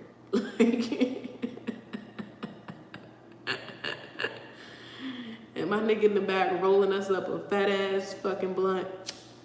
And we about to eat good. Like, and just overlook the fucking mountains and the sunset and all. Like, I need like a good getaway. A good little getaway. I've been wanting to do a cabin trip forever. It's just something about the cabin. I don't know. It's so homey. It's so peaceful, cozy. Like, it's just such a romantic vibe to me. That's something I've always wanted to do. So we're gonna manifest that this year. A cabin. Oh shit, I dropped the ash on my leg. A cabin trip. I also want to go to, I know California is not like nothing too special, whatever, but I've never been to California. I want to go to Cali. What else? I want to go back to Canada. I want to go to St. Lucia.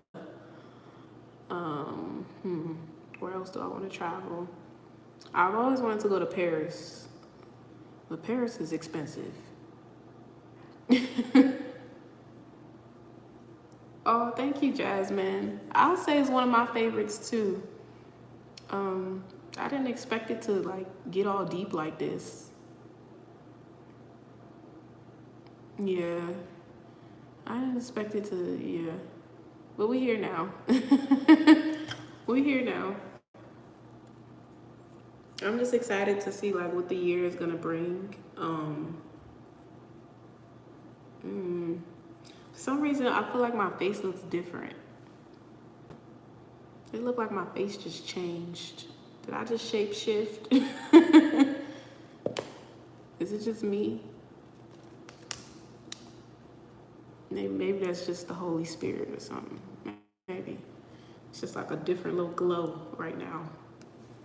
Sometimes I'll be watching my videos back and I literally be seeing like an aura around me. Like I could see like this like white aura around me sometimes when I'm doing my videos.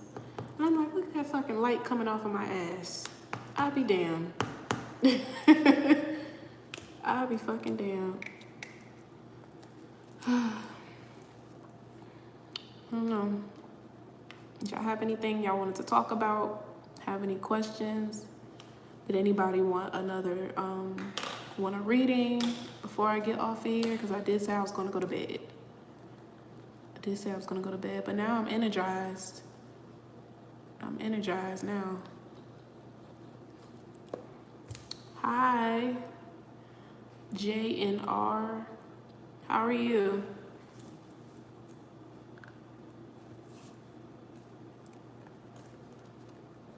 Thank you for joining the live. So it's $5 for a reading. So if you want a live reading right now. Yes. If you go on Airbnb, they have tree houses on Airbnb. Like, I was like, what? Like, my inner child was like, yes, do it. That's fucking dope, yo. Like, imagine being in a fucking cabin tree house. Like, just out in nature and shit. It would have to be cold, though. I ain't doing that shit in like, the summer. Like, or springtime. It had to be in the wintertime. Because I'm not dealing with the bugs and shit. Yeah, it's everything is in the description box. So I do Cash App, ZELLE, and PayPal. Yeah, it's in the description box. It should be anyway. But yes, I want to do a fucking tree house. What? That is so, like, stuff like that is just so romantic to me. And I don't see myself doing it with like friends or anything. Like I would do it like with a romantic partner. And we just be in that bitch vibing, like in the middle of the fucking woods. Like what?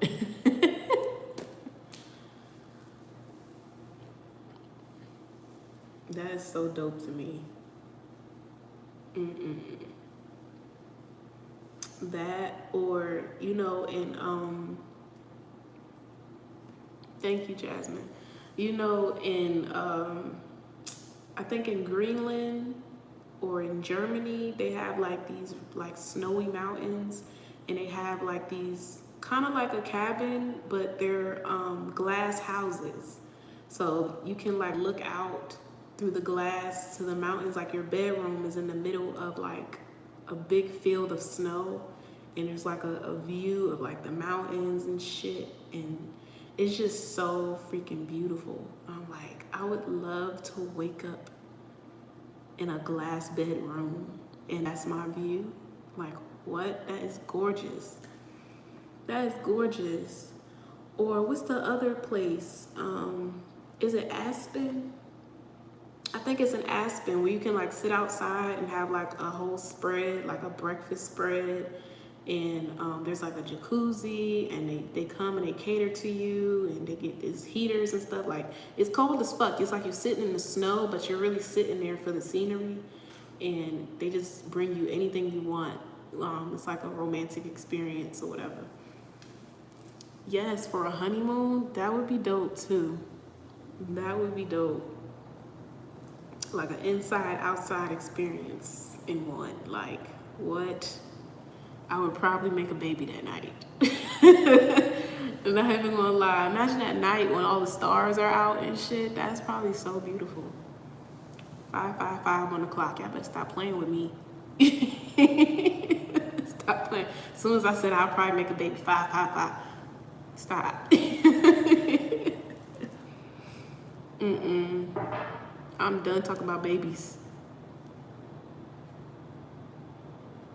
Okay, let me see.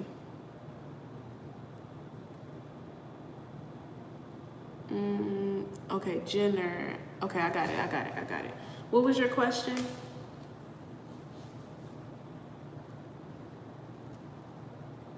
I'm really babysitting this wine. That's crazy. I'm maturing. I would have drank that shit like juice by now. And this is the same glass. I've only had one glass.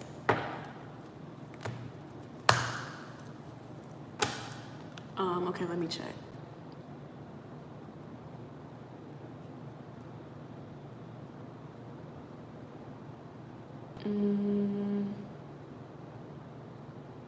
Where is the notification?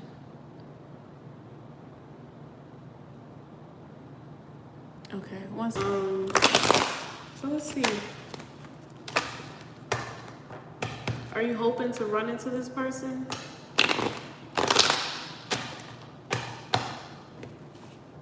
You guys live within the same area, I'm guessing?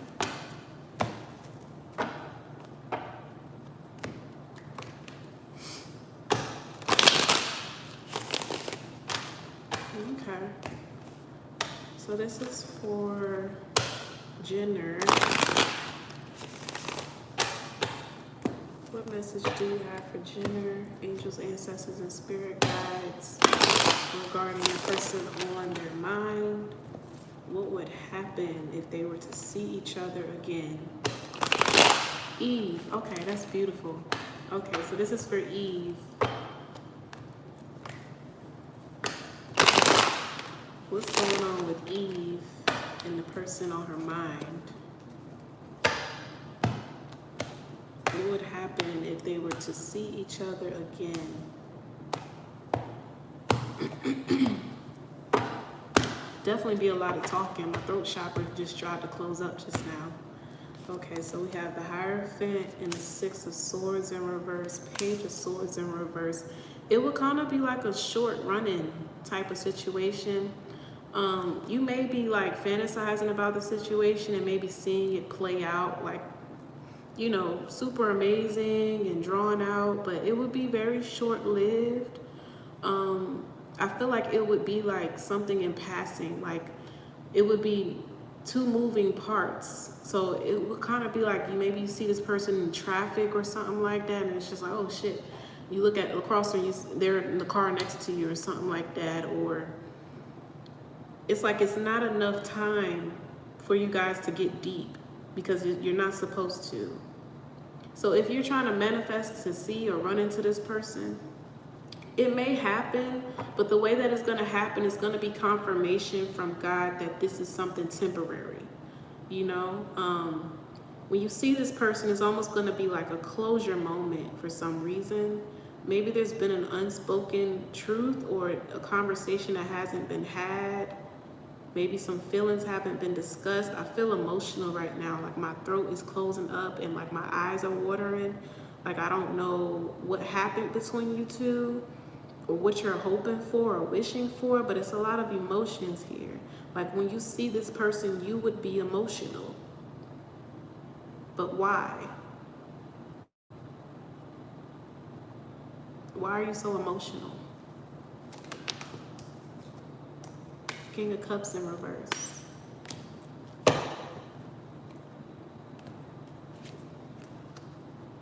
It's almost like an energy of you wondering if that was your person.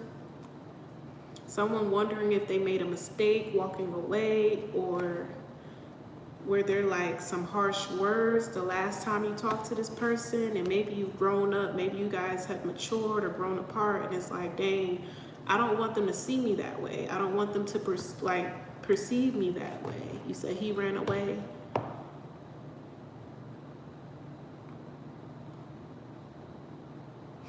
What I'm feeling is a mixture of like sadness, but anger too. So you could be resenting this person for walking away, You feel like things could have ended better. Like you guys could have talked this out. Like it could have.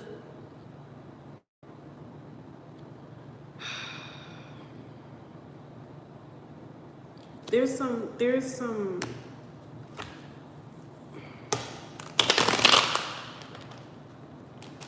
something's off here. The moon card, something's off. This person didn't run away for no reason. I'm feeling such a heaviness right now. Like, oh my gosh. Oh my gosh. Like it hurts. So I don't know if I'm feeling heartbreak right now, but it hurts.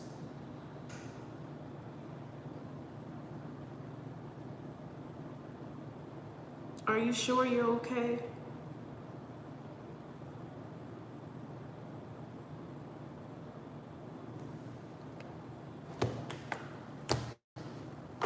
I don't think you're okay. Because I'm feeling this energy too heavy right now. You're not okay.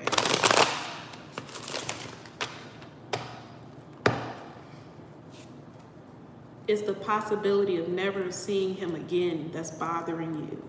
The possibility of never having that conversation, never having that closure that's bothering you, is eating at you. But this is being put in your face for a reason. It's not necessarily that you and this person need to come back together.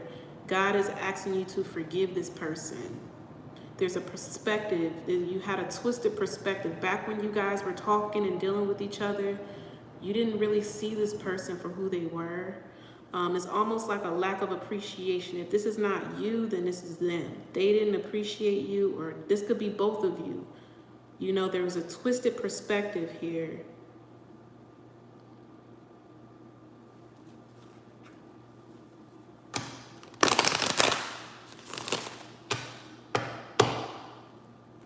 This is heavy, like it hurts, like literally, y'all.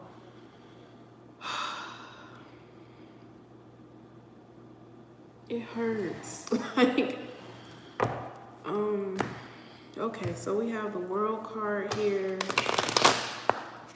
but it was in reverse. So this is not something that's supposed to come back together. And you know what? I understand how you feel. And maybe that's why it's hitting me like this, because I was once in this situation where all I wanted was a closure conversation, and God had brought this person back into my hindsight, and I'm like, okay, well, are you telling me that this is the person I'm supposed to be with? Are you telling me this is coming back together? Like, what is this? And I literally, y'all, had a moment where I broke down, because the thing is, oh, he owns a bar. So the thing is, God will set the mood, right? He will set the tone for you to be in position to release whatever this is, right? And I'm just giving you my example because this may be about to happen for you, because I'm familiar with this feeling. It hurts. So in that moment, I was in this bubbly energy that day. Like everything was just like so wonderful. I had been listening to like love songs and R&B music that whole day, and there was a particular song when I worked at the bar. It's funny you mentioned the bar. I worked at the bar, and the security guard played this specific song that I hadn't heard since high school when I last talked to this person. Last conversation I had with this person was when I graduated high school before college, and we never really had like a closure moment, right? But that song triggered so many memories of us, because that was the song that I played as I was like falling in love with him and things like that. So I hadn't heard that song in years. So you may be getting ready to experience something where God is going to trigger some memories of you two, or you've already been going through this, and it's like all of these emotions coming back to the surface. And it's like, I wonder if that's my person. I wonder if we came back together, would it work? I wonder, like, if we just had a conversation, would it end in a commitment? Would we go anywhere? Like, I just wonder, you know? So it could be just that curiosity that's itching at you, you know? And like I said, when God was having me in these emotions, I broke down crying, literally. Like, I just felt like all of the pain that I had towards the situation came to the surface. And I realized that I had such a twisted perspective of who he was to me. You know, I was angry with him and I was like, it was you that ruined this. You're the reason why we didn't grow. You're the reason why we're not together. You know, you didn't appreciate me. Really, I didn't appreciate him.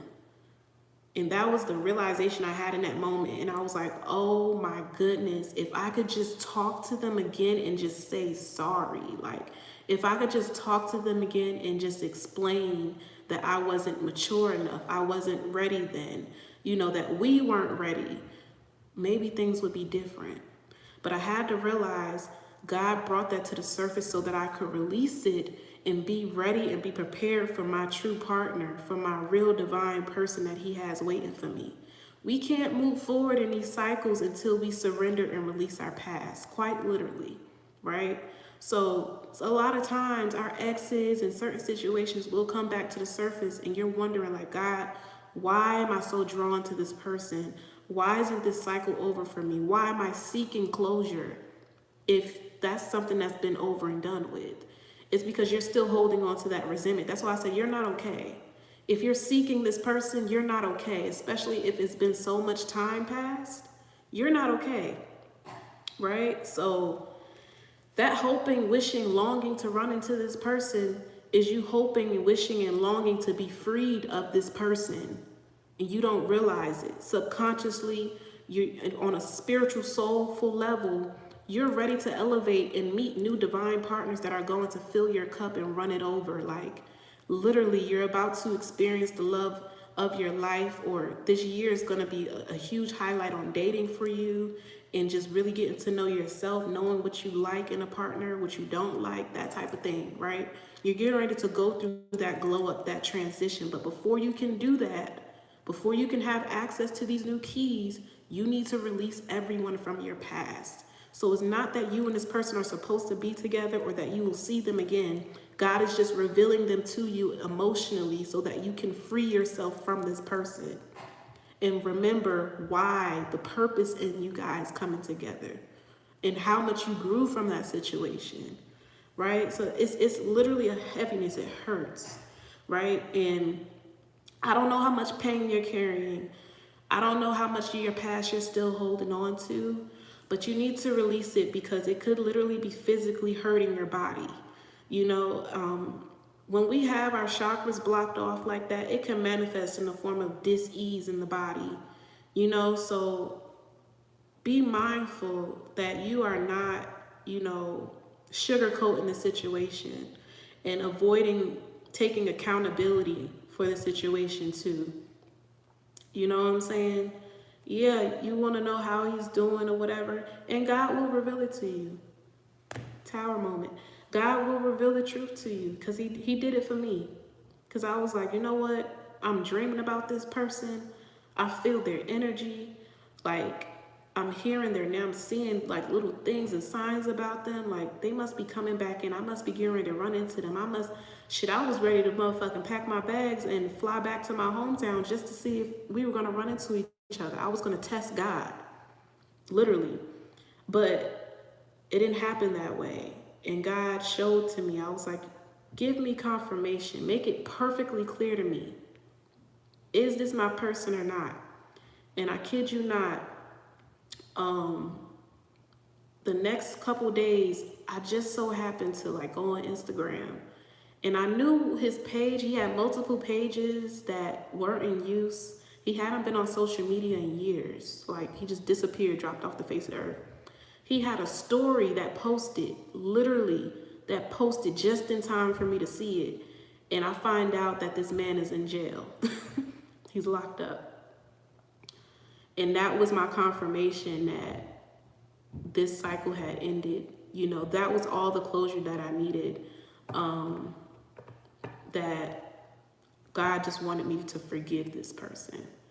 And it's totally okay. Yes, it's totally okay to realize that not every person, you know, you have that romantic relationship with or that connection with is forever.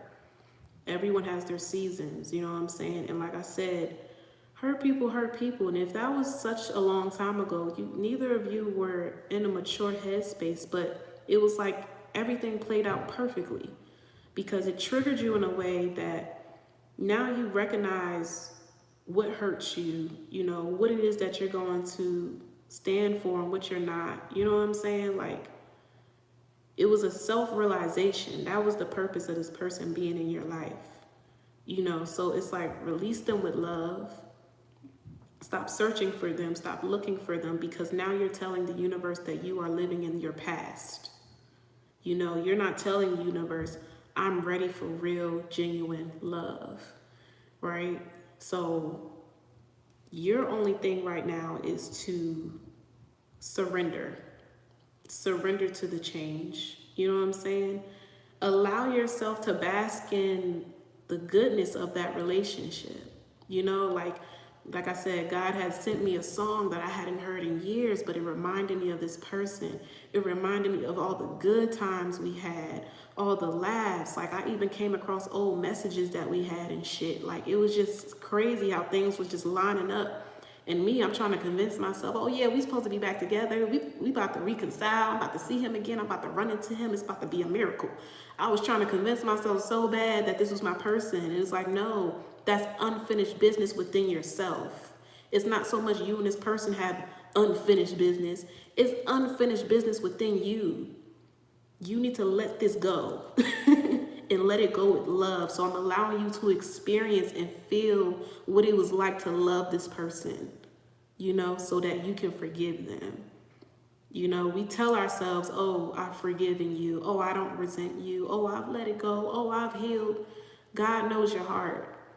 And if your heart is still heavy and that person still affects you in that way, to the point where you're longing to see them and be in their energy, you haven't let it go. You haven't let it go, right? And now is the time to do so, because there's a real love coming in for you. Literally, like, okay, I'm gonna wrap it up with that. We're gonna look into what's coming in for you. Once you release this person, what's coming in for Eve? 6 of Wands as I split the motherfucking deck. Once you release this, 9 of Swords, once you get out of your head, look, 7 of Cups back to back. Once you get out of your head about this, you're creating a whole fantasy and you're trying to manifest this person back in. That door has been shut. That cycle is over and done with, right? It's almost like trying to get closure from the dead. And I know that was real dark just now, but that was the example that they gave me. Right? You're trying to manifest somebody that's dead and gone.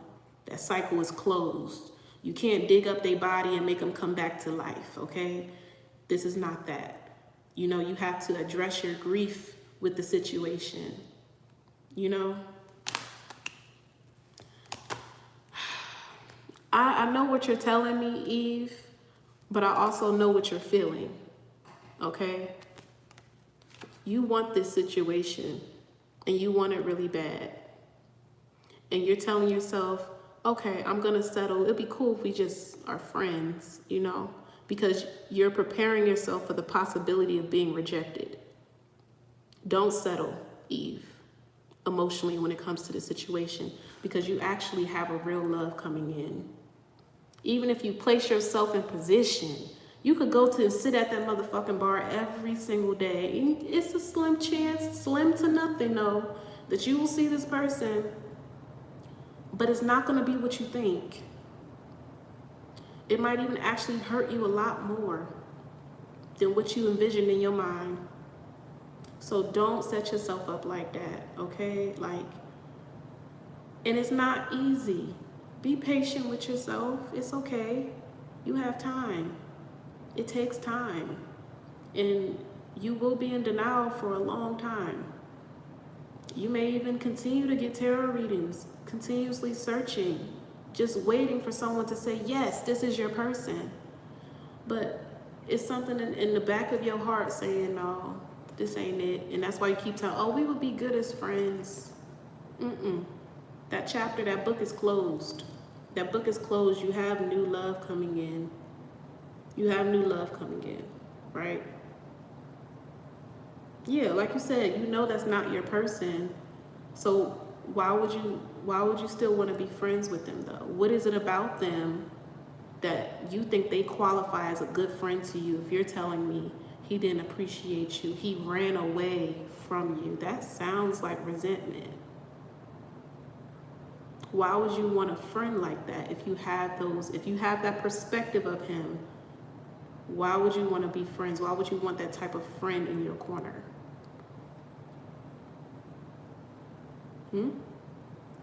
Really sit with yourself. Really sit with yourself. No, don't sit and think of all the reasons why, trying to give him giving him excuses and all that. No, really sit with yourself. Is that the type of friend you want in your life? What can he do for you? How can he benefit you emotionally, spiritually? Like, what would reconciling with this person truly do for you? So I'm asking you to come to God and be really, really honest. Have a shadow moment with yourself about the situation and wait for God to give you confirmation. And I'm also going to advise you to stop getting tarot readings on the situation, right?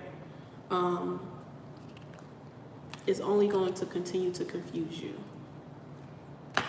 I know what you're telling me, but I see past that and I see through it. And I'm telling you, it's okay to not be okay.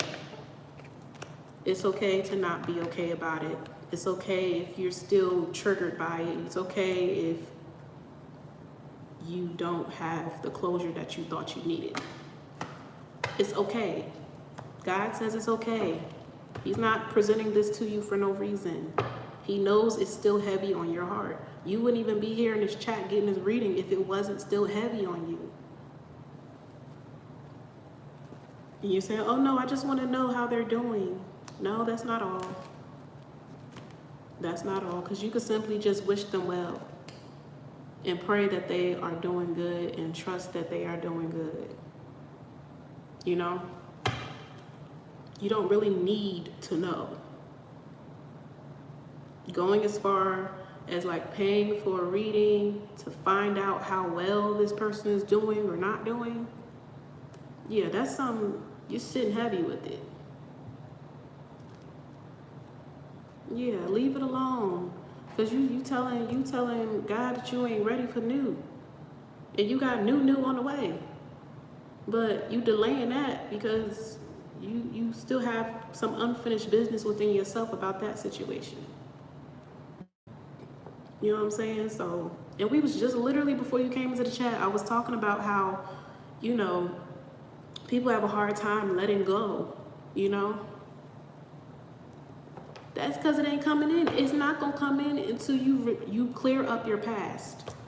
And they may not be the only person that you need to address some emotions with. You know what I'm saying? Like, everybody's, like, timeline is different. Everybody's journey is different. You know, we heal at different points in time. You can't rush God's time. You can't rush when your divine partner is going to come in. Like, if you just gotta sit, if this is your year to really like clear up any karma, clear up any confusion regarding certain relationships you've been in, then this might just be your year for that. You know, and then who knows, you might get a Christmas miracle blessing and you're gonna meet your damn person at the end of the year. It's like you getting your damn certificate. Like, congratulations, you graduated. You know what I'm saying? So if you beginning the year off in that energy, that's because that is your purpose this year. To clear out all of that dead weight. Clear it all out. You know, so it may be more of a focus on like becoming more practical this year. You know, kind of getting out of that dreamy fantasy type of world, that what if, shoulda, woulda, coulda, but I didn't type of energy. You know, blaming yourself for a lot of shit, being stuck on your past mistakes. You're clearing all of that out. So, you know, 8, right? So when the year of 8 comes in, you can be in position to receive all of the goodness. Yeah, that's why I said this is not the year for that. You know, this is the year for you to clear out all of that shit regarding your relationships. This may even be you addressing certain relationships. You have 6 in the chat. 6 is about relationships and harmony. You're rebalancing and clearing out any karma regarding your family, friends, past exes, whatever, any of that. This is your year for that. Everyone is on a different timeline, you know, so your focus is going to be on becoming practical with your goals, your dreams, aspirations, getting serious about, you know, setting boundaries with people, placing expectations, you know, not just, you know, on certain relationships in which you are going to accept or won't accept, but just like really getting close with yourself and close to God, you know, focusing on your career, your finances, and different things like that. Like, you're getting prepared to be in a union, you know, like this is your time for that. You're getting stable and grounded enough to come into union with someone who's going to match that energy for you, you know. So this whole year is like, it may not be about love and relationships for you. Yeah, eight is a number of abundance. So right now we're in year of 7. So 2023, that adds up to the number 7. Let me see, 2024, what is that? Yeah, that's the year 8. So 2024, you can expect for love to be a highlight for you. But this year, you're going to be getting to that bag, girl. You're going to be winning in like your career and stuff like that, you know? While simultaneously clearing out any like karma from like relationships you've been in or anything like that. So just be careful. You may come in contact with a few people that are going to trigger you this year, and try to take you off your focus, you know. Yep, Knight of Pentacles. You're going to come in contact with a few people that's going to try to take you off your path, take you off your focus. It may come in the form of relationships, people making false promises to you. They're just tests. Stay focused. Remember what I'm telling you. This is not the year for that. You know, this is the year for you to kind of get your ducks in a row, you know, especially like financially.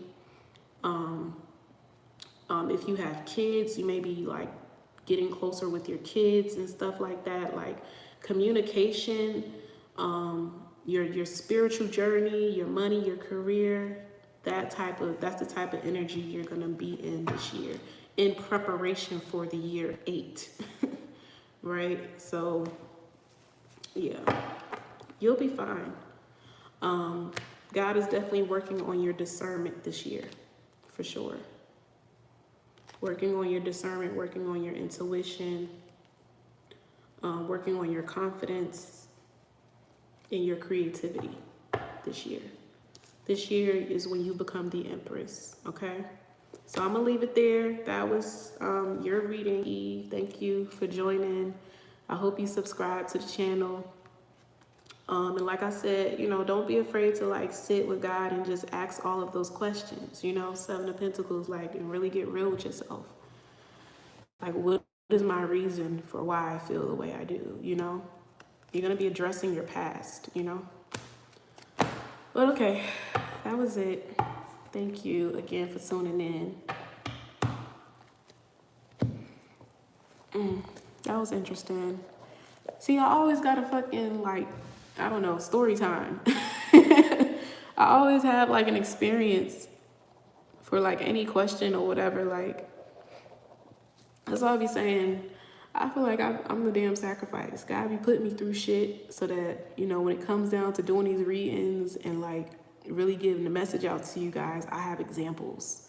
And they're from my own life experiences and feelings and emotions. Like, I literally need to clear out,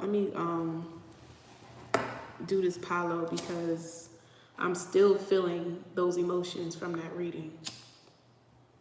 Like, it just hit me like a wave. My throat chakra closed up and everything. I still feel it. I still feel it. But it was familiar. I'm like, I remember what this feel like. I remember what this feel like. And that shit is nothing to play with. It's really not. Heartbreak will fuck you up, for real. It'll have your body all fucked up. So, release that shit. So for real.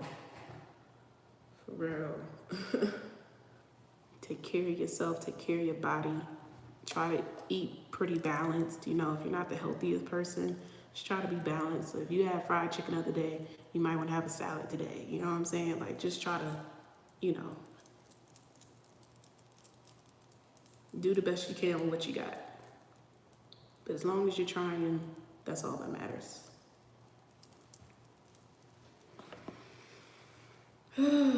Okay, y'all. I think I'm gonna get off of here because I'll be on here. Yeah, I'm going to bed at 2. I'll be on here all fucking night and be complaining about why I didn't get no sleep tomorrow.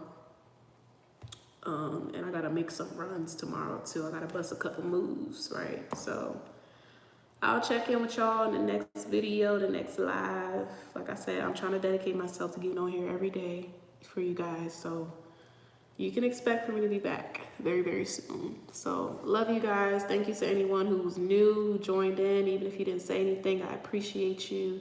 Don't forget to like, share, comment down below. If you watch this video back and you got a little 2 cents to throw in there, you can do that. Subscribe to your girl, and I will see you guys in the next video. Be kind to yourself and others. Peace out.